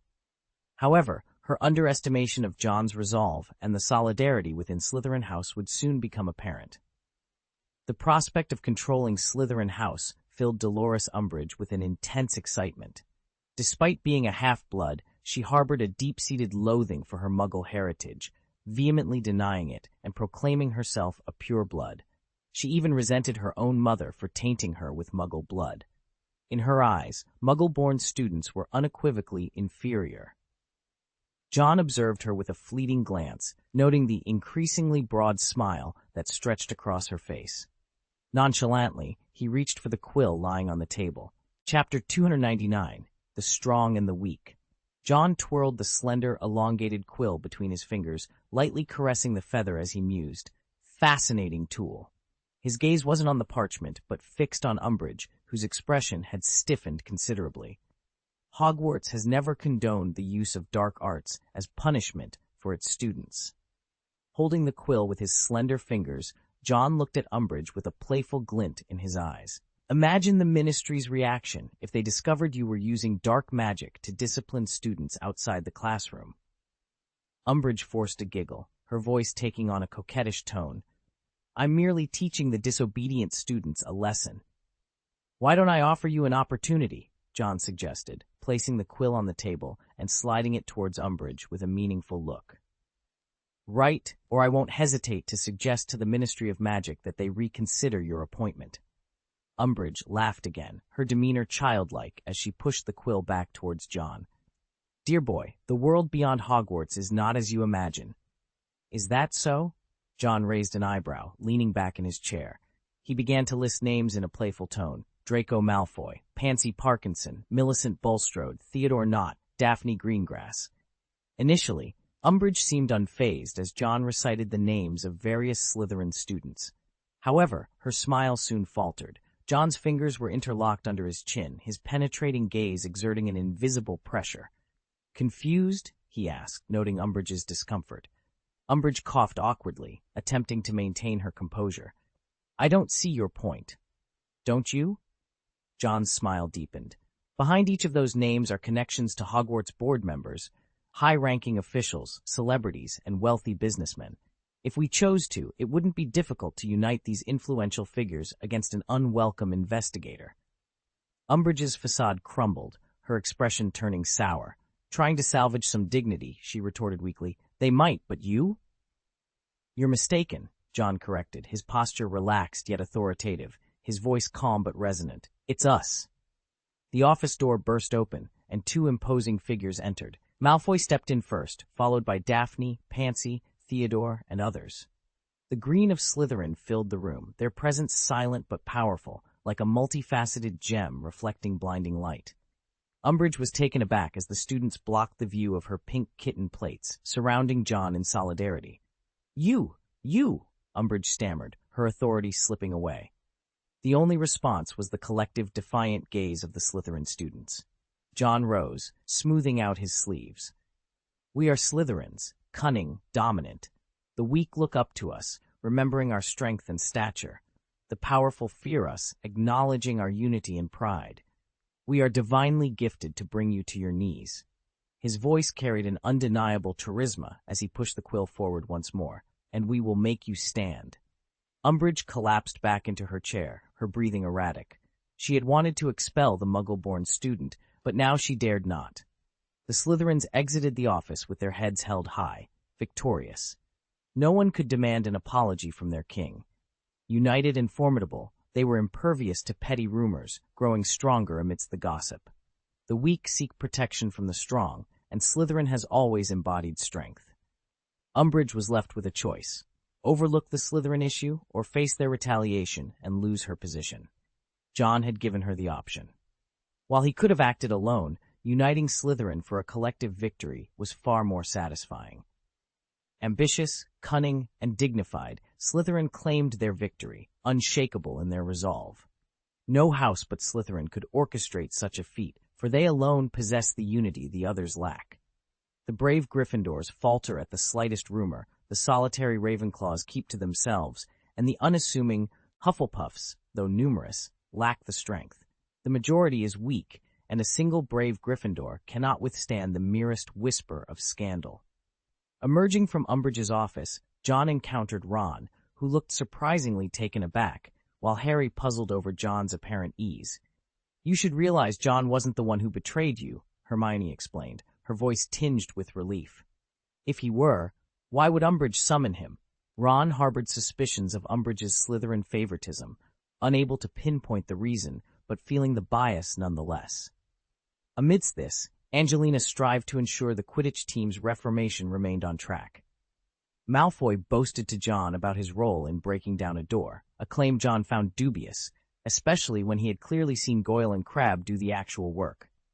Ah, but you missed my crucial kick, Malfoy retorted, insisting on his significant contribution, a claim John found hard to swallow. John mused on the power of unity among students, a concept other houses failed to grasp. They sought help from professors and wished for Dumbledore's intervention, not realizing their own collective strength could stand against even the Minister of Magic. A student is not merely a pupil, but also a child, backed by a network of familial connections. If only Umbridge knew the power they wielded together. Keep up this unity, and soon Dumbledore will have a box full of complaints, John remarked with a smile, watching as Malfoy was summoned by Montague, likely for Quidditch preparations. With Montague nearing graduation, he was determined not to be remembered as Slytherin's worst Quidditch captain. The pressure was on to maintain Slytherin's winning streak. Meanwhile, rumors swirled about Cedric Diggory and Cho Chang's strained relationship. Pansy and Daphne speculated that Cho felt neglected due to Cedric's duties as student council president. John considered this, realizing why Cho might frequent the Hogshead Inn. The potential breakup became a hot topic, with Cedric's affable and handsome nature making him highly sought after. Pansy even wagered they wouldn't last till Christmas. Curious, John broached the subject with Cedric, who admitted his responsibilities might be causing strain. Cedric saw no issue with Cho attending the Defense Against the Dark Arts special training class, viewing it as beneficial for her. He had no intention of involving her in the more perilous activities of the Star Club, aware of the dangers they entailed. Cedric, concerned for John's safety, inquired about his plans. John assured him, "I'm preparing carefully and won't take any risks until I'm certain." Cedric, relieved, understood the gravity of their endeavors, being the most experienced member of the Star Club and deeply involved in its activities. In the wake of their discussion about the peril surrounding John, Cedric found himself needing to return to his responsibilities with the student union. The conversation had been intense, filled with concerns and plans on how to navigate the dangers that seemed to loom over John. Cedric, ever the responsible and caring friend, had offered his insights and support, but duty called. The student union, an organization pivotal to the welfare and activities of the students at Hogwarts, required his attention. As Cedric made his way back to the union's headquarters, his mind was a whirlwind of thoughts. He couldn't help but worry about John, yet he knew that the student union also had its demands. Balancing his roles as a friend and a leader was a challenge he faced daily. Upon arriving, Cedric was greeted by the familiar sight of his peers, all diligently working to ensure the smooth operation of student activities. The atmosphere was bustling, with members coordinating events, addressing student concerns, and planning future initiatives.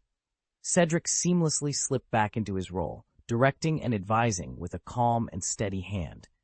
However, even as he immersed himself in his duties, part of him remained with John, pondering over the conversation he had. He was determined to find a way to help his friend navigate through the looming dangers. Cedric knew that the strength of their friendship and the support of the community at Hogwarts would be crucial in the days to come. The balance between his responsibilities and his concern for his friend was a delicate one, but Cedric was resolute.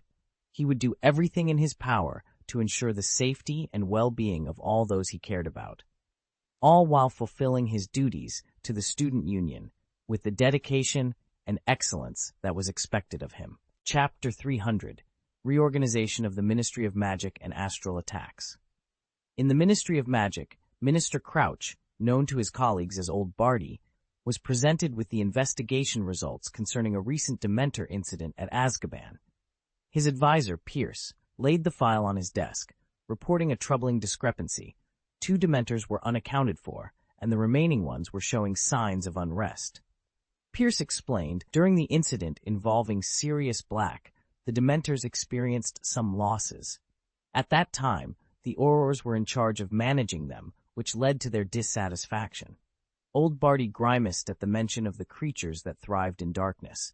The Ministry had given Dementors the task of guarding Azkaban, effectively using them to feed on the prisoners' happiness as a form of labor. However, it was becoming clear that the Dementors were growing unhappy with their role. Both Dumbledore and Lord Johnny Silverhand have expressed concerns that the Dementors could become a significant threat, Old Barty mused. He then inquired about a shipment from Johnny Silverhand's store, to which Pierce replied that it would take some time, as efforts were being made to expedite production. Old Barty knew that a drastic solution was necessary. He contemplated the need for a bug in Azkaban, someone who could infiltrate and ultimately help eliminate the Dementor threat. Despite their notorious reputation, the political implications of such a move required careful consideration. Until the shipment arrived, the Dementors were still needed to manage the prison's inmates. Turning his attention to the next document, Old Barty's frown deepened. The financial statements revealed a troubling number of deficits and questionable expenditures. Pierce, having once been part of the system, understood the complexities involved. He felt relieved that he had aligned himself correctly, avoiding potential scrutiny. Old Barty was appalled to discover the extent of the ministry's financial mismanagement, including delayed repairs and unpaid salaries for some lower-level officials, some of whom hadn't received pay for over 2 years. These issues must be addressed immediately. Let's prioritize salary distribution and then tackle the assessment of aurors and enforcers, Old Barty instructed. He was particularly concerned about the armed forces of the ministry, given their crucial role in maintaining order. The subsequent assessment revealed a shocking lack of competence among some members, with a few not even knowing basic charms. Outraged, Old Barty ordered a comprehensive reevaluation of all aurors and a thorough check of the enforcers' equipment. Under his directive, the ministry underwent significant reforms. Within a month, it had transformed, with improvements in efficiency and accountability. Pierce was appointed as the director of the Auror's office and also became a member of the Wisingamot. As the ministry and Hogwarts underwent simultaneous reorganizations, Old Barty chose to delegate the handling of certain investigations to avoid getting mired in controversy. This decision proved wise, especially during a critical period of reform. However, just as the ministry was beginning to stabilize, a new crisis emerged. The Auror's office received reports of an attack in Spider's End Alley, a residential area for many wizards. The assailants were identified as Death Eaters, marking a bold and alarming move. Pierce decided to withhold this information temporarily, waiting for the right moment to inform Old Barty. The ministry's recent reforms had strengthened its foundation, but the attack signaled that new challenges lay ahead, requiring vigilance and decisive action. In the shadowy alley beside Johnny Silverhand's store, an explosion echoed through the night. A taciturn man, wielding a wand as thick as a rolling pin in one hand, swung an iron hook attached to a chain with the other, launching it with precision to pierce the shoulder of a fleeing figure. The iron hook, cursed with dark magic, sapped the strength and blood of anyone it touched. As the victim begged for mercy, the man silently examined a piece of paper he retrieved from his pocket, then muttered, "Not here. Those we seek are not so easily found." Perched atop a streetlight outside the alley, another figure observed the scene. His hair was disheveled, sticking to his cheeks, and he wore loose wizard robes that gave him a rebelliously handsome appearance. He glanced at the silent man below and called out with a smirk, "The executioner, Jaden. This is our first meeting. My name is Gauss, a wizard who values kindness and peace above all." Jaden's stoic expression shifted slightly as he responded in a deep tone. "Cultivator Gauss, weren't you in hiding in Norway?" Gauss shrugged, his smile unwavering. "Indeed, but a generous offer lured me back. You know, I always advocate for peace. I wouldn't harm a flower, let alone a person, unless the price was right. And this time, the price to confront the Death Eaters was too tempting to refuse." Jaden grunted, "Money grubber." "Thank you for the compliment," Gauss replied, his smile broadening. Jaden remained silent, aware of the danger posed by Gauss, a man who would do anything for the right price. Unlike Oxer, who relished in the act of killing, Gauss was driven by greed, valuing wealth over lives. Despite being a fugitive, the promise of money had drawn him back into the fray. Gauss's attention returned to the Death Eater writhing on the ground. "Shall we proceed? If you'd rather not, I can handle it." Before he could finish, Jaden struck the Death Eater with his wand, ending the man's cries with a series of brutal blows. Gauss sighed. Such a lack of finesse. Ignoring Gauss's comment, Jaden and a few other unfortunate souls found themselves trapped in the alley, working for Voldemort. Voldemort, growing suspicious of Snape's loyalty, sought to test him, but his plans were thwarted by the intervention of the Star Disciples. The skirmish was brief and decisive, with Jaden and his allies swiftly dealing with the Death Eaters before vanishing into the night.